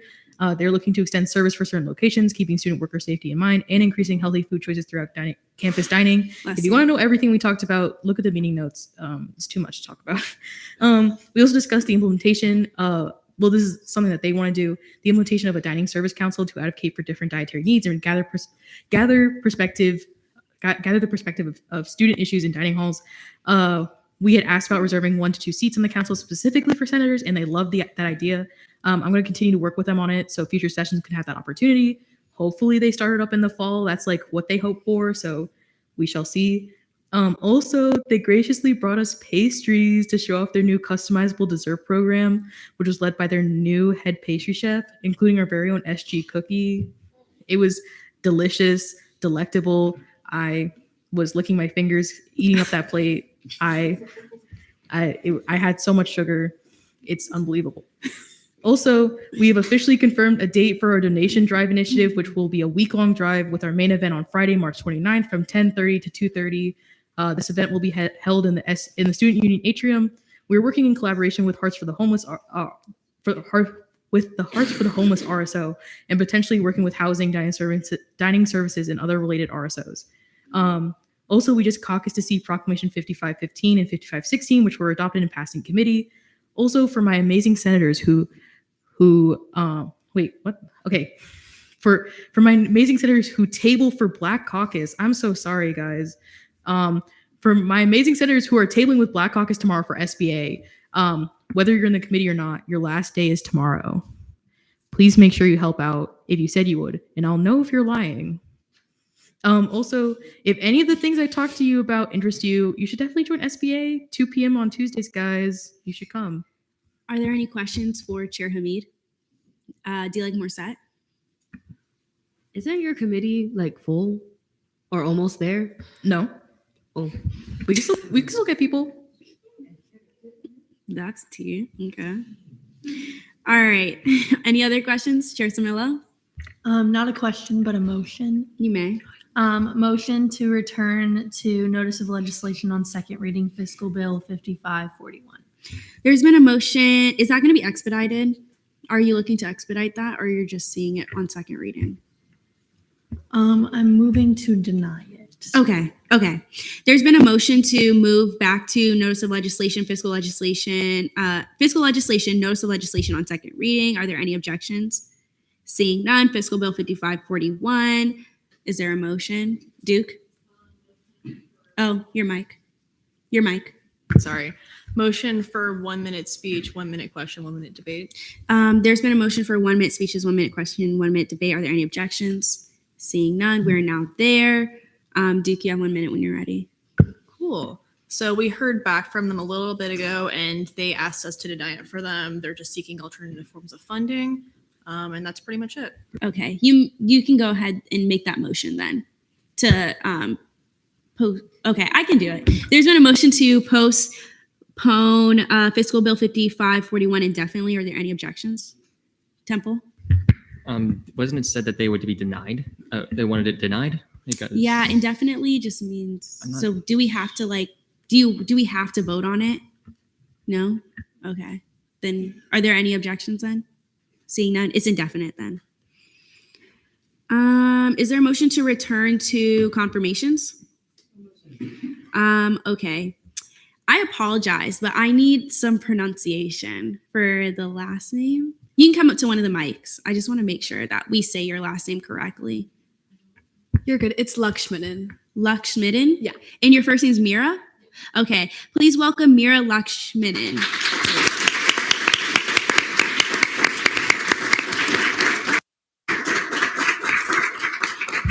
Is there a motion for 5 minute speeches, 10-minute questioning, 10-minute debate? All right, you have 5 minutes when you're ready.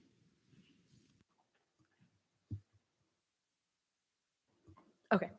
Hi, everyone. Good evening. My name is Mira Lakshmanan, and I'm a current second-year student here at UCF. I'm majoring in biomedical science on the pre-med track with a minor in medical sociology, and I hope to attend medical school in the future to become a physician.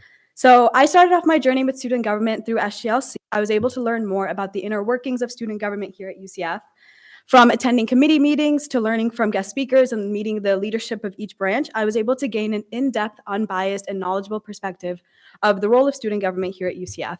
It was a much-needed escape from my STEM-focused science classes, where I was able to interact with peers from different backgrounds and majors and learn more about how student government was run at the university level.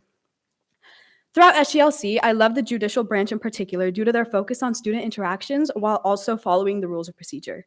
From working on grade appeal cases to impartial advising cases, I admire the one-on-one interactions that justices have with students in their roles. This semester, I was placed in JLC, the Judicial Leadership Council, where I am gaining meaningful connections and knowledgeable experience about the roles of an associate justice here at UCF. The meaningful connections and knowledge that I've learned has made for an incredible learning experience. I currently work as a research assistant pursuing my honors undergraduate thesis, as well as a teaching assistant here on campus.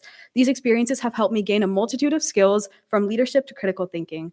My love for learning will extend to my role as Associate Justice as well, as I will aim to further my involvement with student government and the branches in general.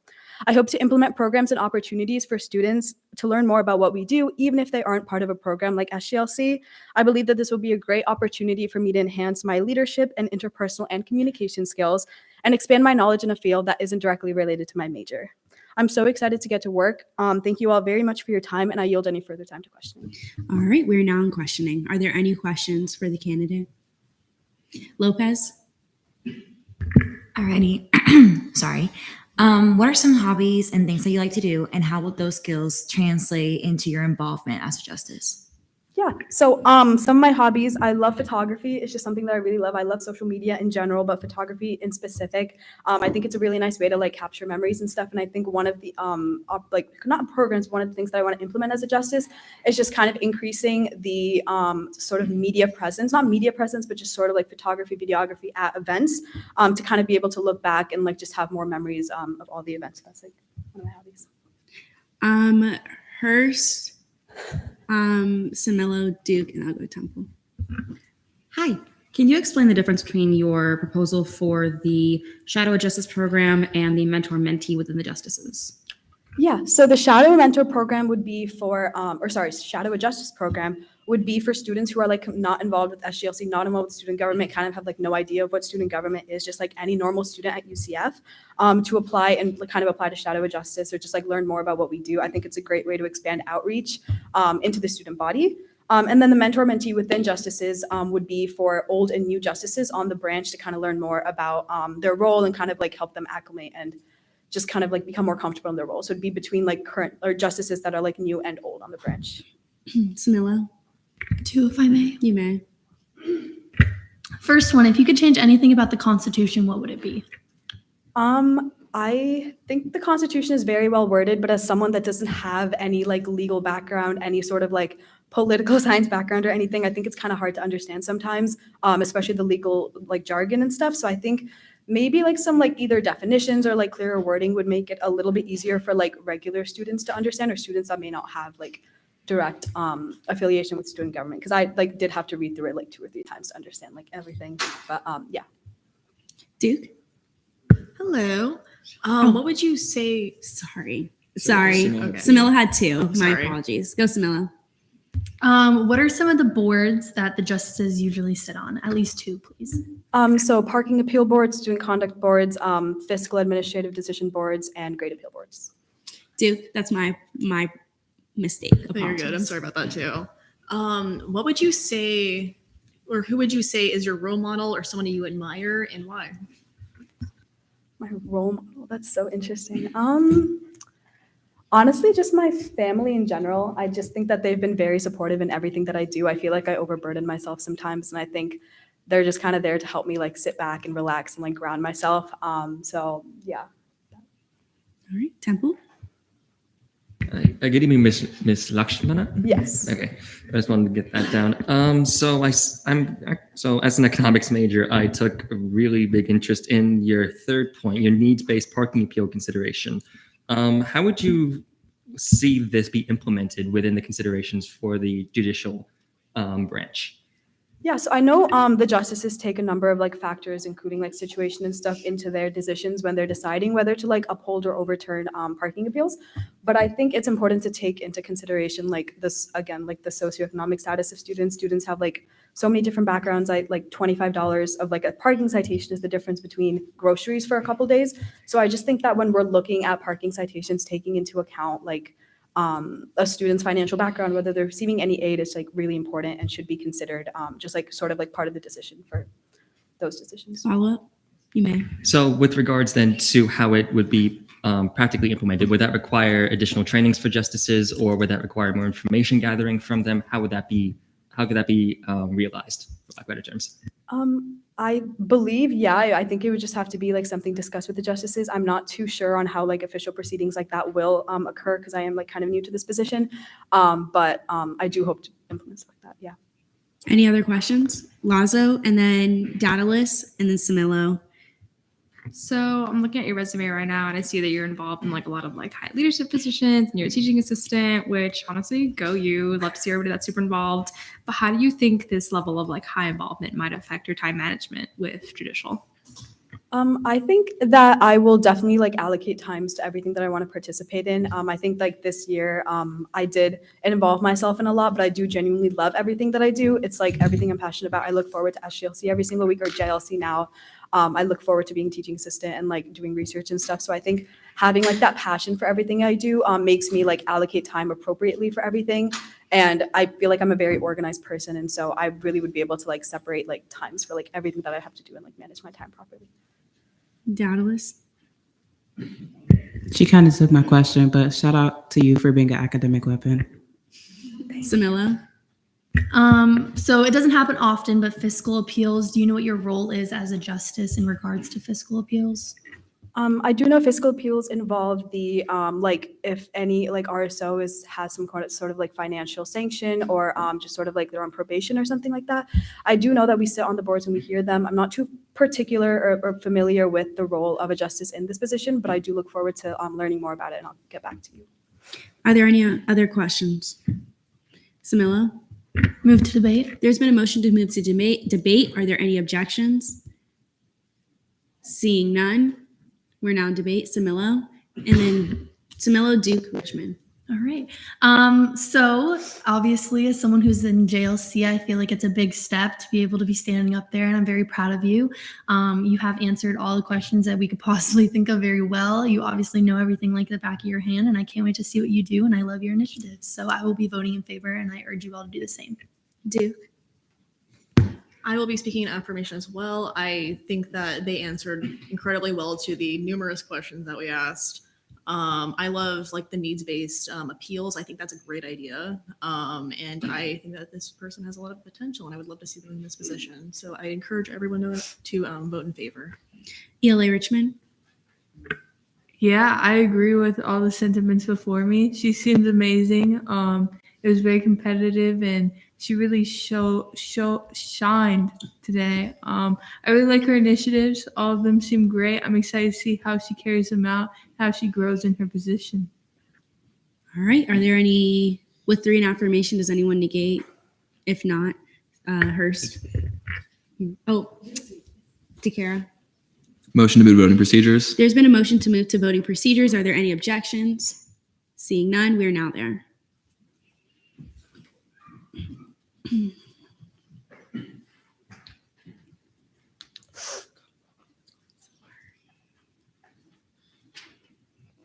With a vote count of 31 to 0, congratulations. Thank you.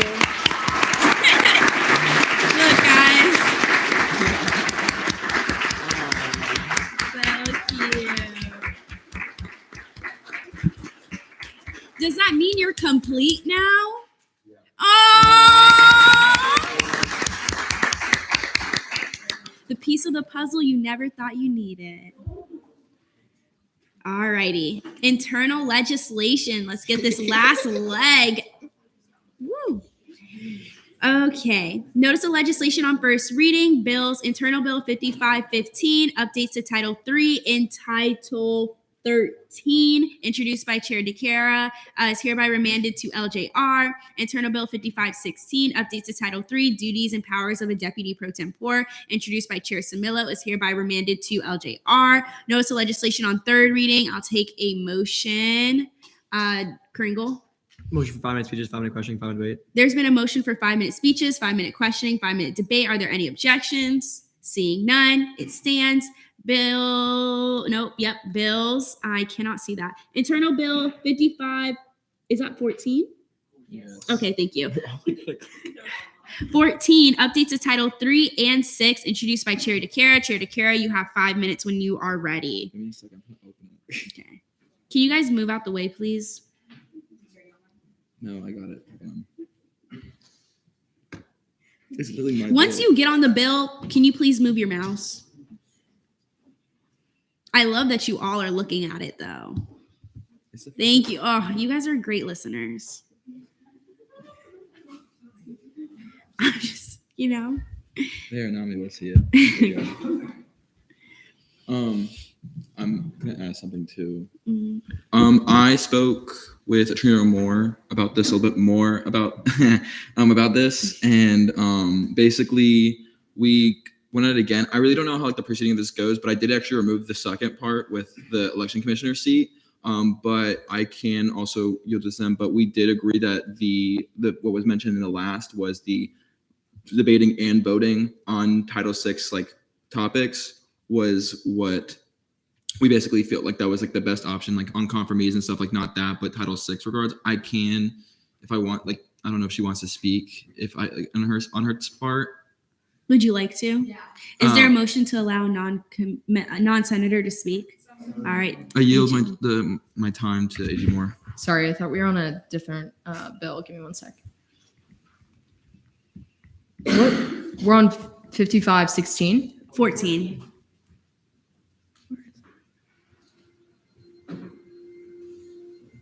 Okay, y'all need to move out of the way. I can't click it for some reason. So Oh, wait, there we go. A little hint though, if you two-finger click on the bill and it's like busy, it'll pull it up and then you can click open link and it'll take you to the link.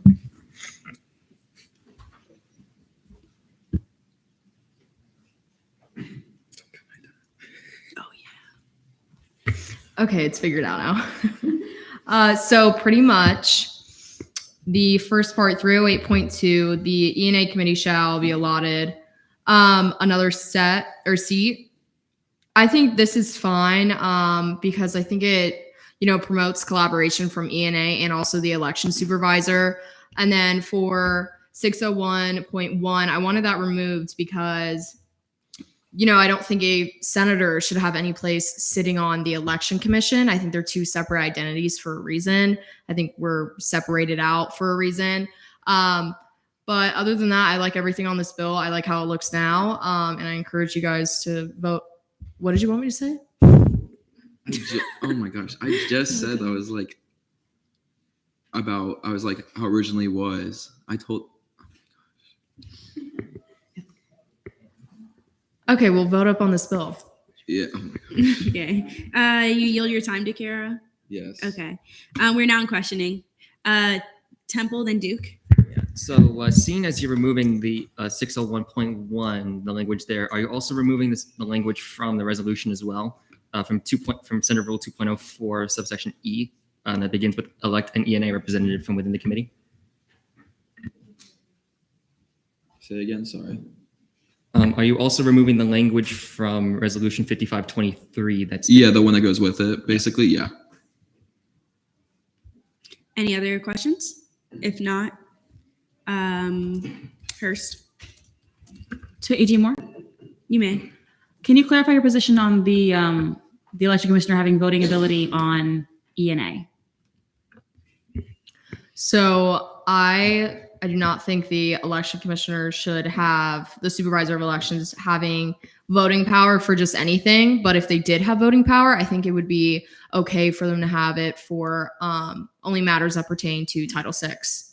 Just like Gak Martin, she can only vote when it comes to approving the Day at the Capitol agenda. I think it's kind of similar. The election commissioner should have a little bit of a say-so when it comes to what happens to Title VI. All right. Anyone else? Lazo? So just to clarify, this bill would only be changing the Title III language and only giving debating rights but not voting rights on Title III. And then would there be like a separate bill giving that voting rights to Title VI? No, we could go into debate and just amend it to saying, which is reserved for the for elections or their designee who shall have full debating and voting rights only pertaining to Title VI. What's the correct word after that? Title VI. I just say that. And no other discussion. Well, we're doing the debating and voting rights, but debating rights and on any other topic. Are you asking me? Yeah, it's like a word thing in that sense. I would say that they would have. Well, they're going to be able to debate. So I would say they would have full debating rights and voting rights for matters pertaining to Title VI only. My question would be in that case, when it comes to quorum, if that's the case, because quorum is equals voting rights. So would they only count to quorum for that meeting, or this is just my curiosity question? I would say I'm forgetting where this comes from in my head, but there is something in our governing documents that says a person will count for quorum, but not against quorum. Mm-hmm. So I think it should be worded like that. I don't think they should ever count against quorum. Mm-hmm. No, I mean as in would they even be on the roster? Period. Would they be on the how people count? on the attendance sheet? Yes, that's what I don't think it would be necessary for them to put it. You can put them on it, but their absences aren't there's gonna be no consequences for their absences. Right. Okay. So they can be on the attendance sheet, but there isn't, just for record keeping, but there's no consequences to them not being there. Okay. Temple? Yeah, for clarification, since the example of the GAC was brought up, so she typically does not count towards our quorum, but if she does, it's great. If she's not there, then we don't really count her against. That was just a curiosity question because I'm like, oh, if it's quorum, then voting, like, you know what I'm saying? So thank you for that. Hurst? This is more a question to basically whoever can answer it. So the GAC is able to only vote on things that are pertaining to the capital. Does AG Moore have any voting rights on LJR? Or is it just for debating? I don't have any voting rights on LJR, but I think that's perfectly fine. I don't think I need voting rights. I think pretty much my recommendation serves as enough. Also, I'm usually allowed to speak during LJR, so I think it's really about my relationship with the chair. I don't think it would be necessary for me to have voting rights. Any other questions? Is there a motion to move to debate?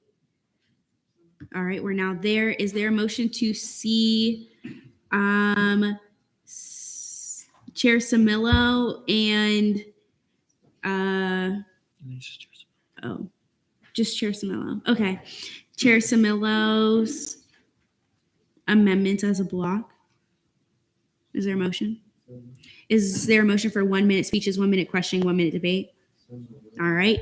Chair Samillo, you have a minute when you're ready.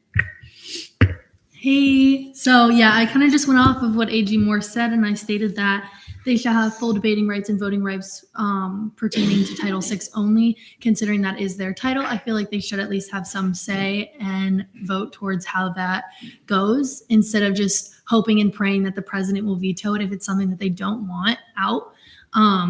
So I strongly believe that this is something that we should pass forward. With that, I yield the rest of my time. All right, are there any questions, Hamid? I have like a clarifying question because I remember Brody brought this up last time we were looking at this bill and looking to like make changes to it. So as like your amendment stands right now, it would say that they have full debating rights and voting rights, but only for Title VI. And so they wouldn't be able to debate on anything else or vote on anything else, only on Title VI. I'm not quite sure why they need to debate on anything else that's not Title VI, because that would be confirmations. So, Hurst? Seeing as that is an issue, is it possible for us to add a secondary piece that would say that the supervisor of elections or the designee shall have full debating rights for all matters, and then making a second thing of like they only have voting rights for Title VI?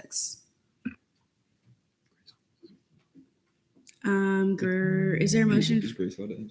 Is there a motion for a non-senator to speak, that being Supervisor Myers? You may go ahead. So I believe Brody's main concern on the not being able to debate on anything else was mostly just regarding the election commission compromise, not any like judicial or senate or exec. All right. Are there any other questions? If not, I think time's up anyway, so we should be now in debate on the amendments. Are there anyone wishing to speak in debate? Brown? I'm sure we're sick of me saying this ad nauseum, but while I do think it's great to have debating rights, I don't think that I would be voting in favor of this amendment to include voting rights, because I do think they're two separate entities, and I just think that voting rights aren't necessary and they can still have a voice with debating rights. So everything I've said the past couple weeks still stands. Temple, would you want to see yours as a friendly to this one? No? Okay. Lazo. I'll be voting in favor of this amendment, and I highly encourage all of you to vote in favor of this amendment, not only because it clarifies on all the issues that we mentioned yesterday, it also finally grants EC a voice that it desperately needs. I know that everybody has been saying and debating that they currently have a voice with debating, but as it stands, that voice would be incredibly muffled. It would be incredibly silenced, and this is actually something that secures them that voice that they desperately so need. Again, I'm encouraging all to vote in favor. All right. Debate time has elapsed. We are now in line for voting. Unless you would like to extend that. No? Okay. Go vote.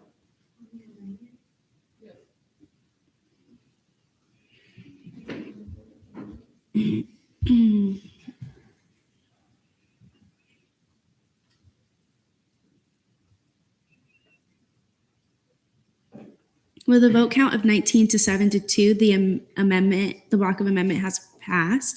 Temple? Move to see my amendments as a block. There's been a motion to see Chair Temple's amendments as a block. Are there any objections? Seeing none. Is there a motion for 1 minute speeches, 1 minute questioning, 1 minute debate? All right. We are now there. Temple, you have a minute when you're ready. Right. So this is basically something that the AG had brought up, and this is actually language taken directly from under, I believe, Title 3 it was, basically stating that the election commissioner does not count against quorum, but they can count for it, similar in fashion to that of the governmental affairs coordinator. And this section here, the second section, I'm not entirely sure about. We can discuss a little further regarding how the election commissioner, supervisor of elections, does not have to count towards the membership of the committee as a whole, which I believe is the same situation for the governmental affairs coordinator, which could be a question directed towards the attorney general. Should we move into questioning? With that, I yield my time. All right. We are now in line for questioning. Are there any questions for Chair Temple? Samila? Related to the language, did you just copy and paste that from the other part in the statutes? Word for word. Okay, perfect. Any other questions? Samila? Motion to move to debate. There's been a motion to move to debate. Are there any objections? Seeing none, we are now there. Samila? I feel like since what we wrote about all business and the voting matters is the same as pretty much GAP and having Brooke vote, I feel like taking that language and putting it back in here is pretty perfect for the situation. It's the same language, so I see no reason why we should change any of it, and I will be voting in favor, and I urge you all to do the same. May I retain? All right, you may. Go ahead. Make your motion. Move to vote. There's been a motion to vote on the block of on Chair Temple's block of amendments. Are there any objections? Seeing none, you may now vote.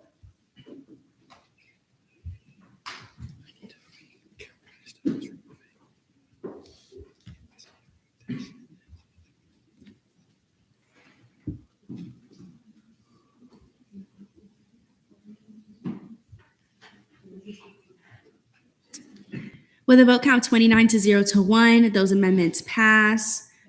Is there a motion to see Chair DeCara's amendments as a block as well? To strike them out? It's the two strike throughs. It's just finally removing chapter 601 like officially, and then the other one is the whereas clause regarding that. So it's just removing that because that's what I said I was going to do.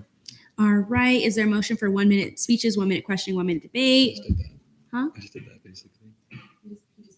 Oh, well, I guess skip speech, I guess. I don't know.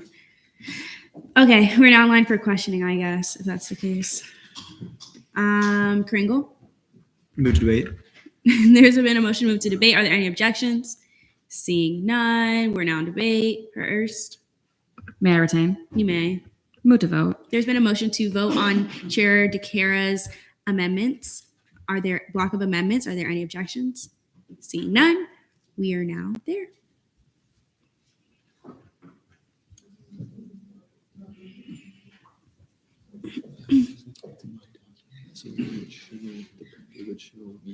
Mm-hmm.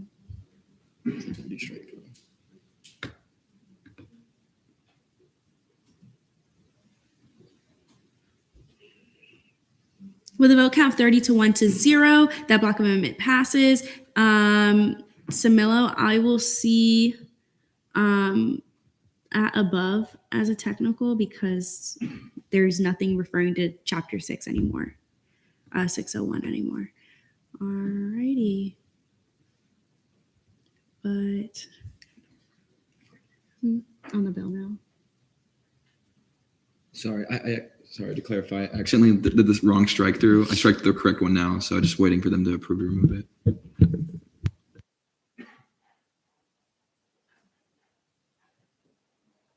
We are still in debate on the bill, correct? Kringle? A question for AG Moore, if I may. You may. Can you give me just a breakdown real quick of why we're allowing, why we're taking away the rights from Senate or giving it back? Like why we deleted the chapter 6 and kept 3, even though it's still the same. There's one branch interfering with another branch. Can you rephrase that question? Yeah, so we just struck out the Title 6 stuff for the E&A committee to be on the election committee, correct? For the supervisor of elections to sit on E&A, yeah. So then if you said that we're getting rid of that for like a a breach of checks and balances, correct? Yeah. So then why why have 308 then as a whole? Because it's like, again, the same ENA committee is going to be sitting, or the supervisor election is not going to be sitting on the ENA committee. It's still the same checks and balances that they have voting rights. I'm kind of confused by your question, but if I can answer it, I think what you're asking me is why the ENA chair can't sit on the election commission. Is that what you're asking me? Yeah, like we can have, why can't they have a representative to vote? But Because I don't see why we have multiple other branches sit on committees to see what's going on with the legislation, because it affects everybody as a whole in student government, right? The election commission is focused on simply elections. I don't think a senator who is elected or appointed in should have to sit on EC. Just feel like EC naturally is a little bit more exclusive and special. It's not a branch, but it's a twig. I just don't think they should have their nose in their business. I think it's their own separate identity, and there should not be any persuasion or personal stakes in the election commission. Samilo? Could I try to elaborate on that? You may. So pretty much what I feel like you're asking, and the answer would be like, the reason why EC has a position in ENA is because they're doing business about EC, but EC doesn't do business about ENA, if that makes sense. So that's why it was kind of taken away, because ENA doesn't have like things going through EC for voting on that, if that makes sense. We're still in debate, which probably will elapse soon. So, Pullman? Yeah, I think we've been on this legislation for a while, and with clarification from AG Moore and all of the amendments, I think we found a good compromise. So I'll be voting upwards. Samilo, Hurst, Temple? Well, I was going to move to vote, so they can speak. You want to speak, Hurst? Okay, speak. Go ahead, Hurst. As the bill is now, I see that we have a good compromise from what we started with. I would like to say as well, I understand that there has been a concern that the Election Commission has not been given the same, how do I say this? Like, what's the word I'm looking for? I really don't know. Can you give me a definition? Like, not seen as like the same weight. Equals? See as equals? Yeah, they're not seen as equals of the other branches. I think that's a good conversation to have. I think that we should give them a little bit more understanding that they are equal with the other branches. Maybe not this is the best way to do it. Maybe giving them more of a space in that is like fully theirs in our offices is more of a way to do that. But I think that there is a conversation to be had there, maybe not through this legislation, but as an overall, we should have that conversation. But I'll be voting in favor of this legislation.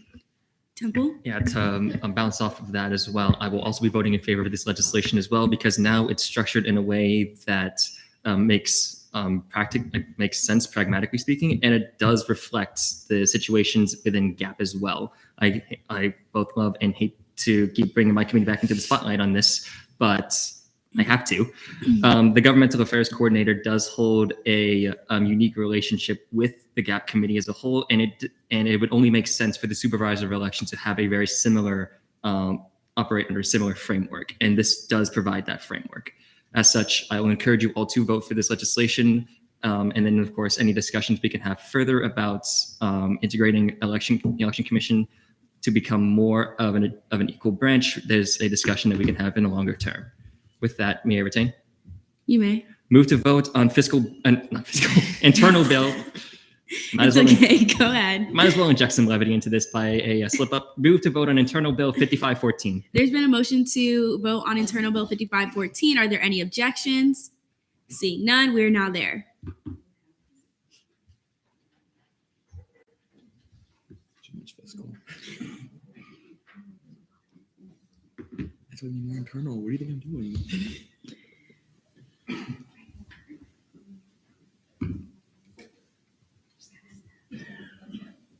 With a vote count of 27 to 2. I almost said internal bill 5514 passes on, is that second reading? Third reading. In Temple, it's okay. I've done worse on this floor. And you all seen it. So. Okay, next up, we have resolutions. Resolution 5523 updates to Senate Rule 2. Chair DeCara, you have 5 minutes when you're ready. Yeah, 5523. 23, my bad. Oh no, this is the one we have to remove.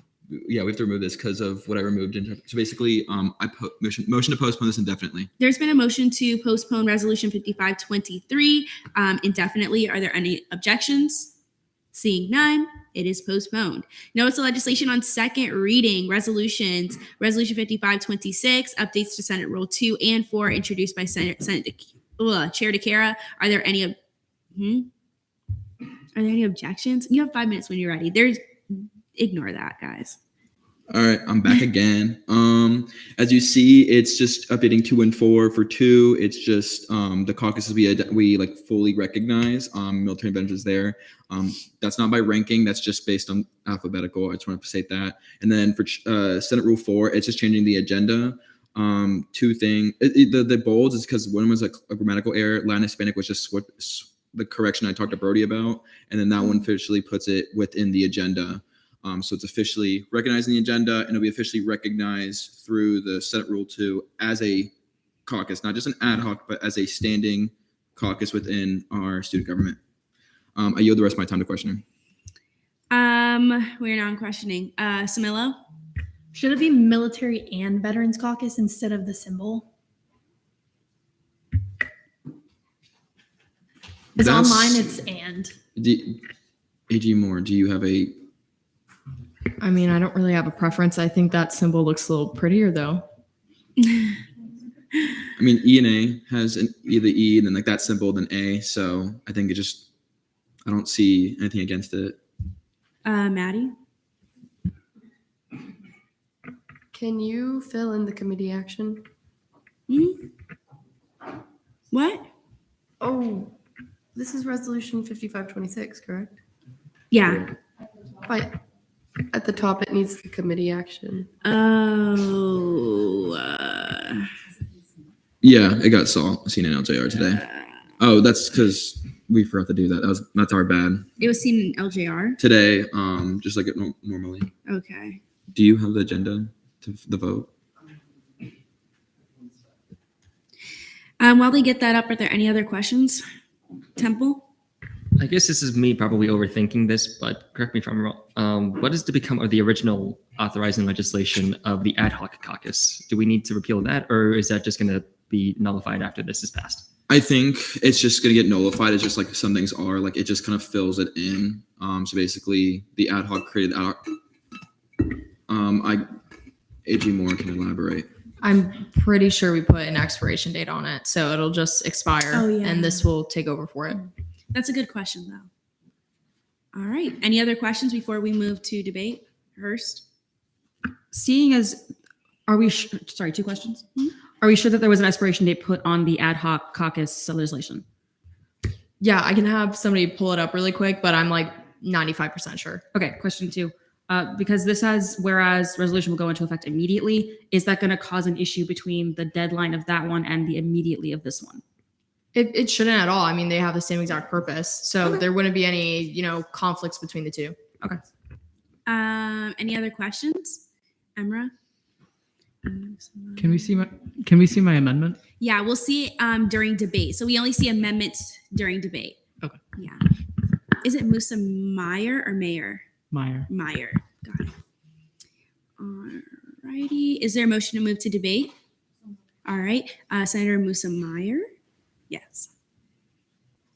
In the Rule 4, there's it never reflected the change to the name of the Women's Caucus. Mhm. So when this bill had the current name, it needs to have the strike through. Okay. Would you like to see your amendments as a block?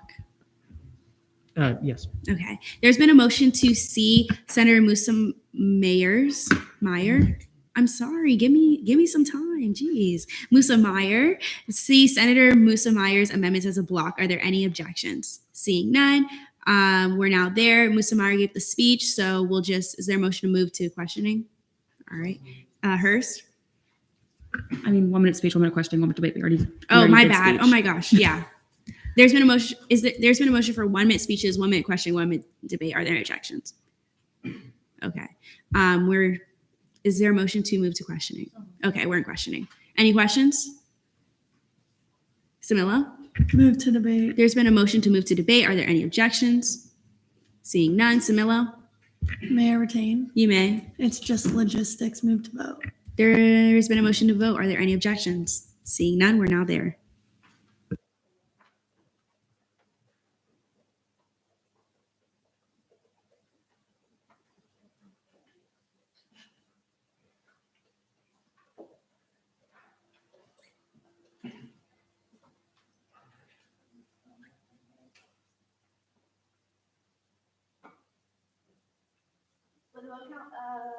With a vote count of 28 to 0 to 1, Resolution 5526 passes on second reading.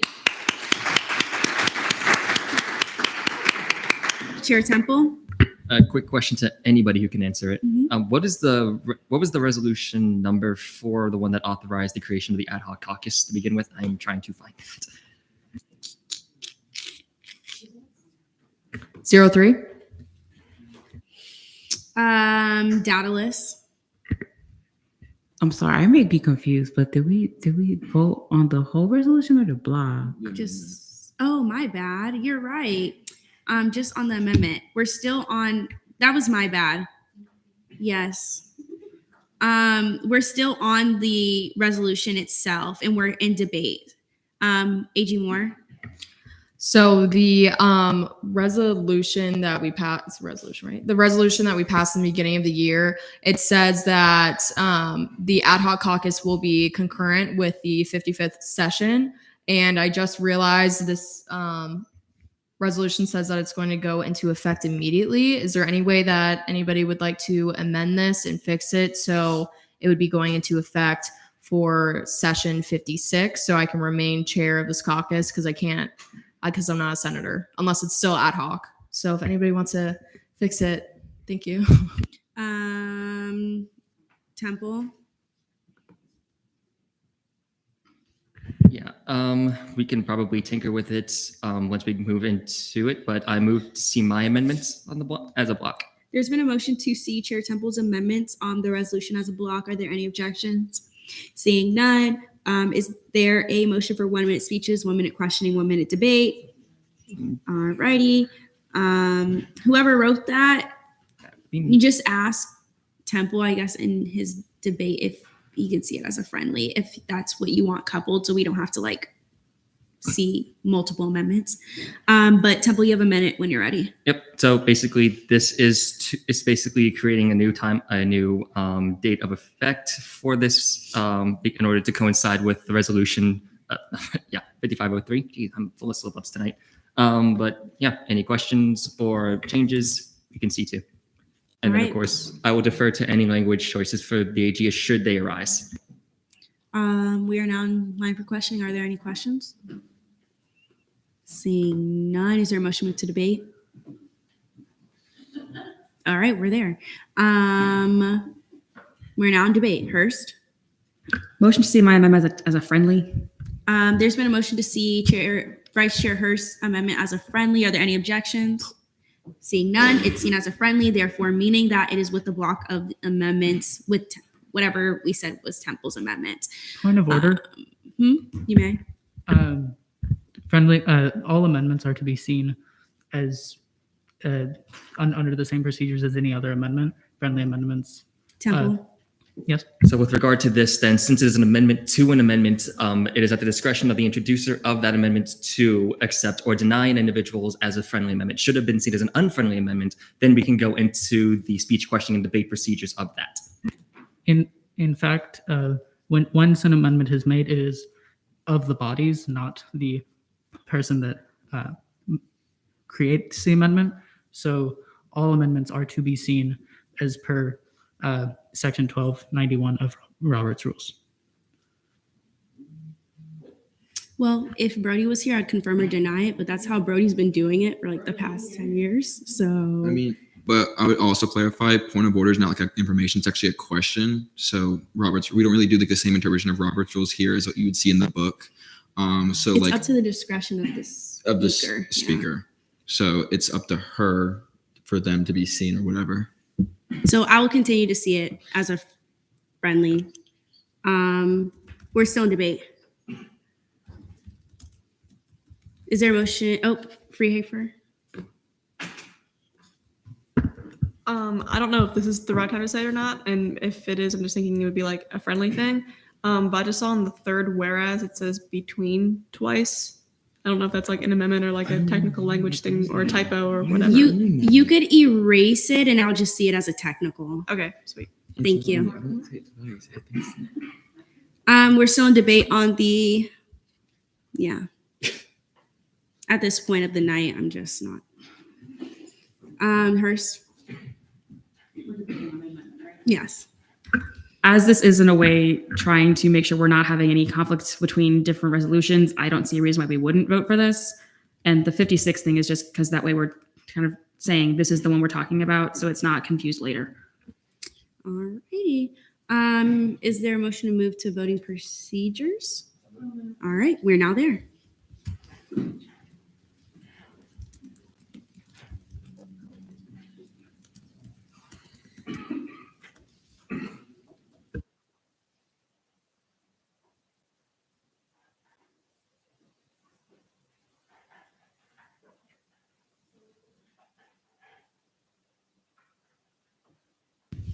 With a vote count of 31 to 0, the amendment passes. We're still in debate on Resolution 5526.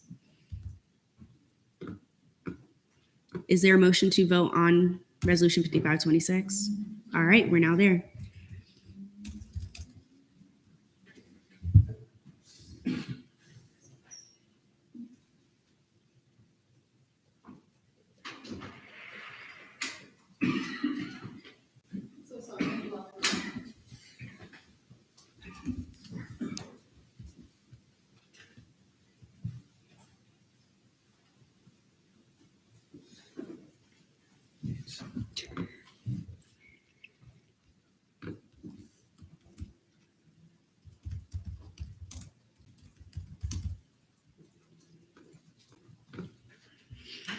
All right, with a vote count 26 to 0, the resolution passes.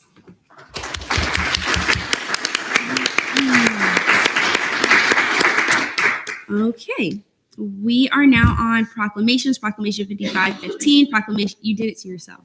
Recognizing February 24th of 2024 as Dia de la Bandera, Flag Day, by Chair DeCara. Chair DeCara, you have 5 minutes when you're ready. Thanks.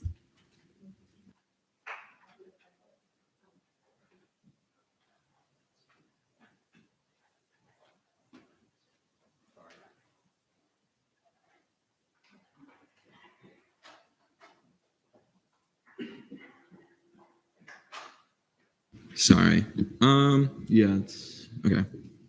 So it's basically Flag Day, but also Dia de la Bandera is celebrated on February 24th each year. It commemorates the day in 1821 when the Mexican flag was first raised, marking the beginning of Mexico's independence from Spain.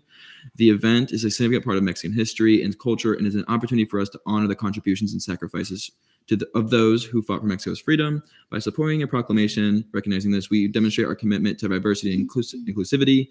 We show that we value and respect the cultures and traditions of all people, including our Mexican American and Mexican international students. This proclamation is a way for us to celebrate the rich heritage of Mexico and promote understanding and unity among our diverse student body. By recognizing this, we can foster a sense of pride and belonging amongst our Mexican American and Mexican international students.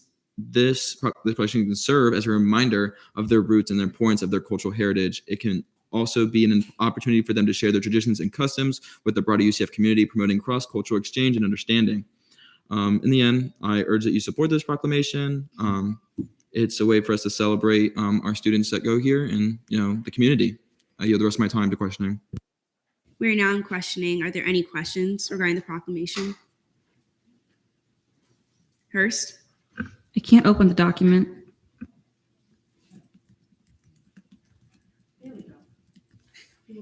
Okay. Samilo? Question. Senator Hamid, you trying to go into pro-con? What are we doing here? I was taking that out. It was on the agenda. I was just crossing it out. I'm not trying to pro-con anything. It was like, it just showed up on the agenda. I'm crossing it out. I don't want that. I don't want that. I don't know who wrote that. I was getting rid of it. I promise, guys, please.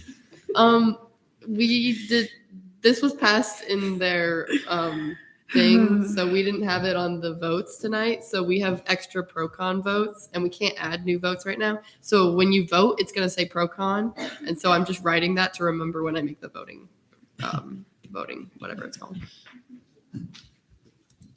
Samilo. Move to, never mind, Laurel's hands up. To do what? I'm sorry, I couldn't hear you. Well, I was gonna motion, but Richmond has a question. Richmond? Do you have any like planned action behind this proclamation?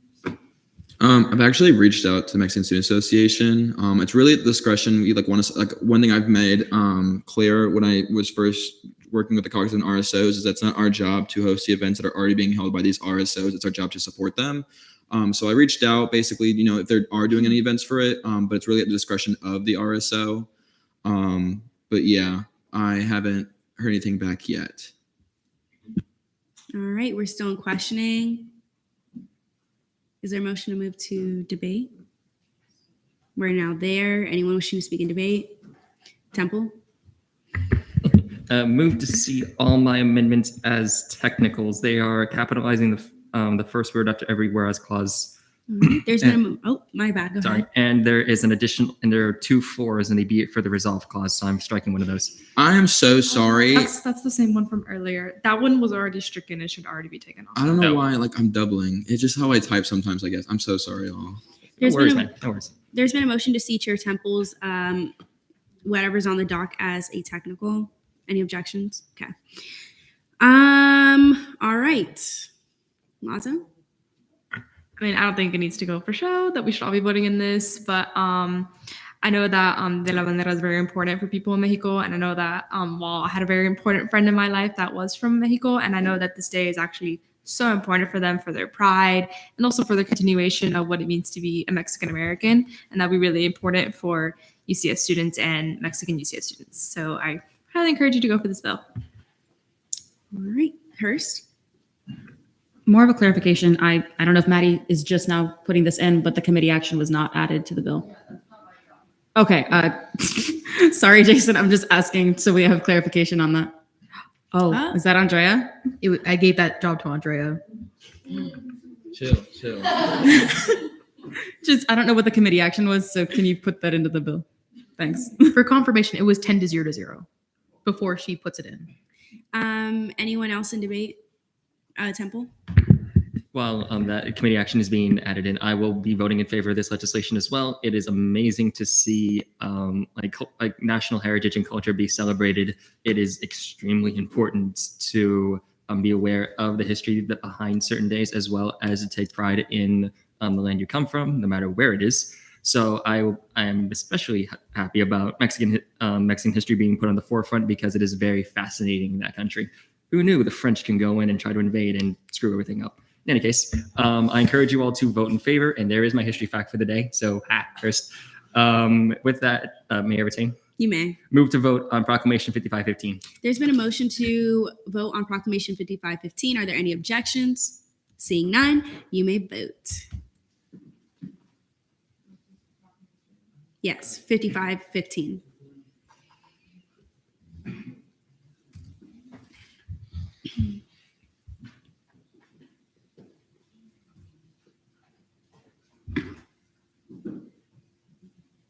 With a vote count of 30 to 0, it passes on second reading. We are now at Proclamation 5516, Proclamation recognizing February 27th of 2024 as Dominican Independence Day, introduced by Chair DeCara. Chair DeCara, you have 5 minutes when you're ready. All right, yeah, I see. Celebrated on February 27th marks the day in 1844 when the Dominican Republic declared its independence from Haiti. This day holds immense significance for the Dominican community, both in the Dominican Republic and abroad. It's a day of pride, remembrance, and celebration of the rich history and culture of the Dominican people. The student government has the opportunity to show solidarity with the Dominican community on our campus. It is a chance to recognize and honor the contributions of Dominican students, faculty, and staff to our university community. It is also an opportunity to promote cultural awareness and understanding among our diverse student body. Basically support in the end, support it. It's basically recognizing a important day within our people in our community. Again, I've also reached out to the same student association. It's really up to discretion of them. But yeah, yield the rest of my time to questioning. All right, we're now in line for questions. Are there any questions? Hurst? Seeing no questions, move to debate. There's been a motion to move to debate. Are there any objections? Seeing none, we are now there. Are there any signers wishing to debate? Hurst and Lazo? I appreciate you adding history facts into our day that are not coming from Temple or Yalmanchili. And I also think this is a great thing for us to recognize. Is there an event happening with this? I wasn't entirely sure. There's an event happening with this? Really, what I've always done with my stuff is I send them out, but I DM them like on Instagram because like our emails are always like the worst. So it's really if they plan their own event, but when they do, I do see if I can go or not. Okay. Yeah. I think this is a good idea. We should vote for it. All right. Lazo? May I retain? You may. Just again reiterating like what her said. This is a great thing. Dominicans are very important. As a Caribbean Hispanic myself, this is very important. Vote for it. Move to vote. There's been a motion to vote on Proclamation 5516. Are there any objections? Seeing none, we are now there.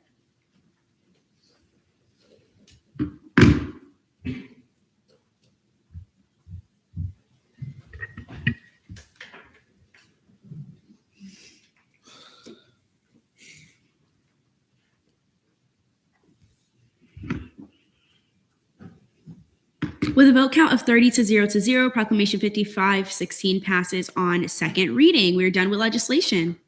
I'm sorry. All right. Senate Forum, Vice Chair Hurst. Hi, I know it's been a long night. I'll make this quick. So part of why I wanted to talk about something today was earlier this week, part of ORS, we only have 3 members. That is the chair, the vice chair, and myself, and then the representative of the protest office. That being said, the chair has decided that in order to keep things impartial, they will stay abstaining from most legislation or any votings that we do. The vice chair was unavailable due to class and due to other conflicts, and the D-leg, thank you, sorry, the D-leg was on Zoom, so unable to speak because of technical issues. That meant that one person was making all of the decisions for a committee that is the one sanctioning our RSOs. I don't like being the only one making decisions. It makes me uncomfortable. This makes me uncomfortable. I actually and also very, very anxious right now. I don't like this. That being said, I'd like us to, in the future, I know that we have shiny committees like LGR is kind of shiny because we make a lot of rules and we see a lot of absences. So you're kind of involved people. GAP is really shiny because it's got a lot of legislation done. SBA is shiny because they get a lot of stuff done with our RSOs and with other places on campus. But the non-shiny committees still need people. The ORSs and the CRTs and FAOs and ENA still need people to be able to do things with so that we are not leaving these massive decisions up to 1 or 2 people at a time. Because even though those people are competent, the next person may not be. And they may say, you know what, this person's my friend. I'm not going to give them a sanction. I'm going to say 0% sanction because I like them. It's not ethical. It's not right, but we don't know because we can't tell somebody you can't make that motion if they're not going to hold up their end of the bargain and have the entire Senate decide we're going to have enough people in these committees so it's a debate no matter what, and it's not one person making decisions. So for people that are running re-election in the building, or those SLCers that are even still here, if there are any, I see a few, awesome. Or those that are just here listening. I don't know why you're still here. I'm impressed that you're actually still here. You're not part of Senate. Oh, you're turning into what I was last semester. Even if you are still running or you're running your election, you're like running for next session, I would keep in mind that while the shiny committees do a lot of fun stuff, there are committees that are not as flashy that still need people. And that's my piece. Samilo? Hi, everybody. So stay with me here. I wrote a little something. So I ask all of you to advocate for a cause that's not only crucial to the growth of our educational institution, but also fundamental to our communities, which is outreach to the other colleges. Throughout this time, I've spent a lot of my time going to the other colleges that are coinciding with UCF. And as we grow as UCF, it becomes increasingly evident that collaboration among other institutions, is really good for fostering diversity, progression, and innovation. Our colleges are not isolated islands, but they are parts of us, of a larger ecosystem that thrive on community and exchange. By reaching out to the other colleges, we open doors to sharing opportunities to our students, faculty, and staff. Our colleges bring a unique strengths and experiences to the table. Outreach allows us to tap into our diversity, foster a culture of inclusivity and understanding. Moreover, outreach of our colleges amplifies our impact on society. So with that, by engaging with your colleges that might not have the same privileges or opportunity as ours, just because we are main campus, we can help level the playing field and empower individuals from all of our places in pursuit of their dreams. In conclusion, outreach to other campuses is not merely an option, but it is imperative. It is a testimony for our community to excel, innovate, and have inclusivity. And it is a reflection of our dedication as senators to make a positive impact on the world around us. So let us embrace this opportunity, knowing that we can do this together and achieve more for everyone else around us that has the name of UCF. That's it.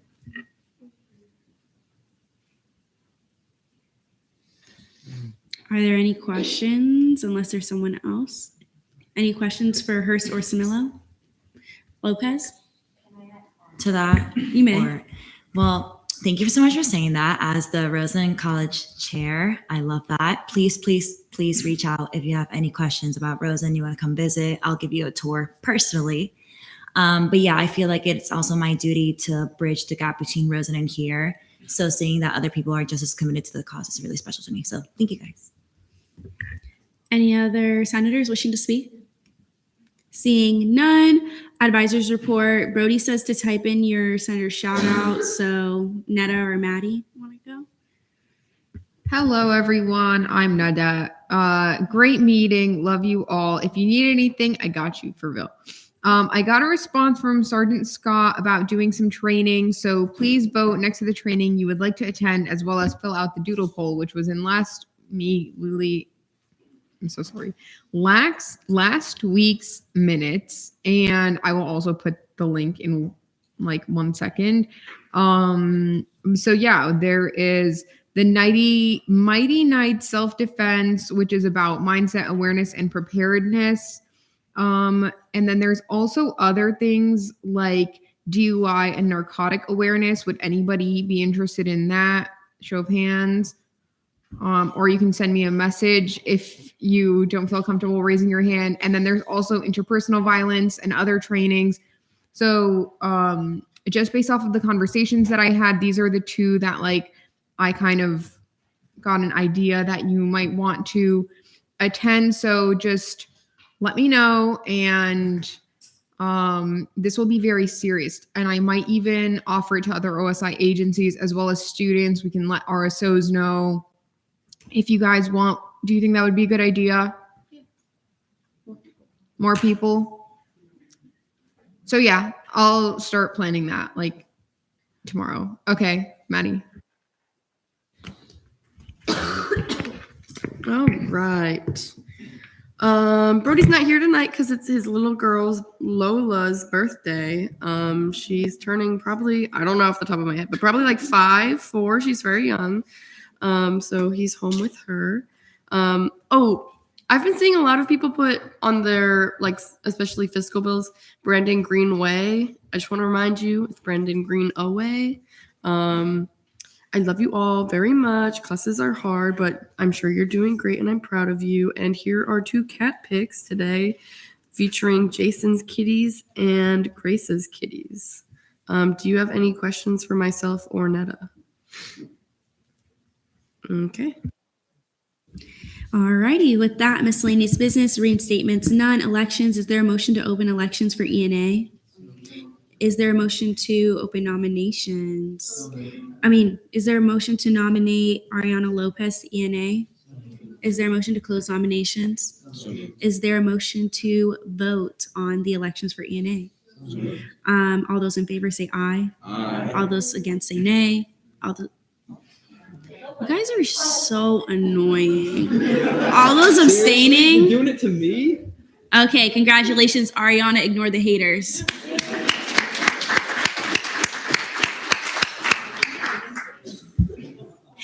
Y'all the take notes from them. Please don't do it because listen, I'm not even strict. Like this wouldn't even slide, okay? So I'm just telling you right now, don't follow in their footsteps. I just let it slide for a little bit, okay? I love the positive energy in here. Appointments, none. Resignations. FAO hereby resign Ariana Lopez. Basically, Elise, Ariana said she doesn't like you. No, let me slide. Let me slide just one time. Look, that's like the worst thing to let slide. Oh gosh. And anyways, Mariana is resigning, period. She has I was gonna say she has some other things on her plate. So, keep her in mind. And then Sierra Chic Couture. Ooh, I've never done this before. I don't think I've done this. Okay. Don't be salty if I don't do that because then I'm gonna feel bad if I don't get the person. But my number one. Yes, I'm going top to bottom. I'm built different. Okay, number one, I'm going to do Chair Samillo. Chair Samillo, stand up.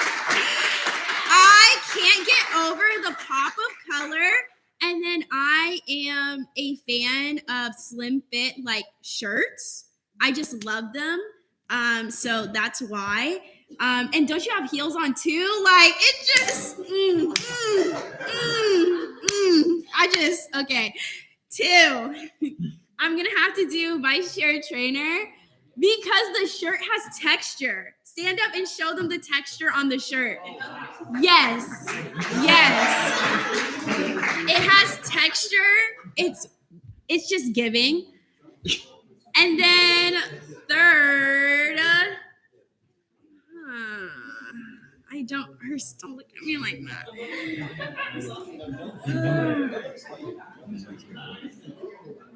Maddie, can you stand up?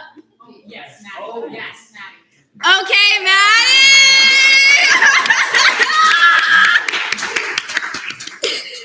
Yes. I just love, is that velvet, Maddie? Okay. It's just so in the pearl necklace. Okay. An honorary. I'm gonna do someone that has a little bit more it's upscale. It's giving business. It's giving I vote in this chamber.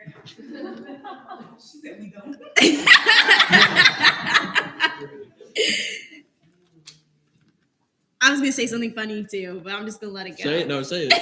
No.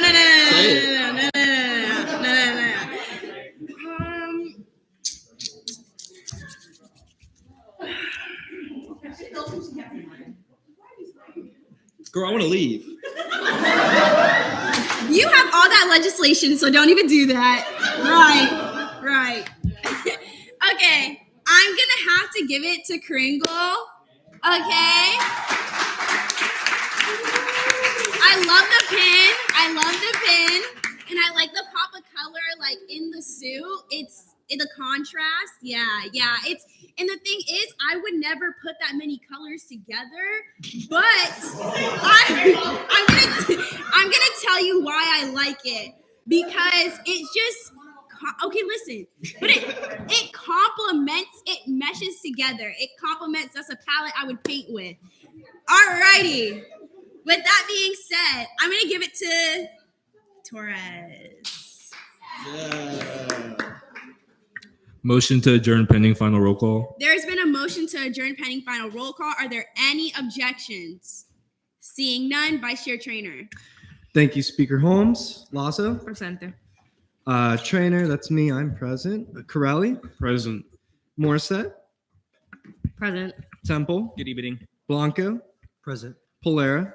Present. Caringle. Present. Daedalus. Present. Takara. Present. Butler. Present. Conti. Present. Shannon. Absent. Y'all can pack up a little bit quieter. Lazier. Present. Fintel. Present. Hamid. Present. Rose. Present. Whitson. Here. Brown. Present. Samillo. Present. Hamayan. Absent. Patel. Absent. Yamachilis excused. Luther's excused. Acosta. Present. Lopez. Present. Hashimi. Absent. Duke. Present. Torres. Present. Holmes. Present. Hurst. Present. Fuchs.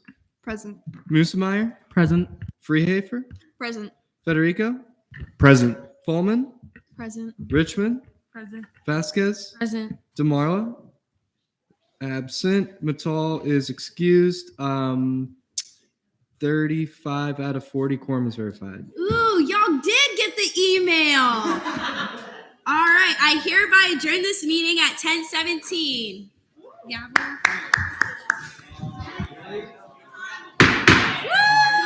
Come get your Shabbat invites if you would like to go. I will be on a flight, so I won't be able to go.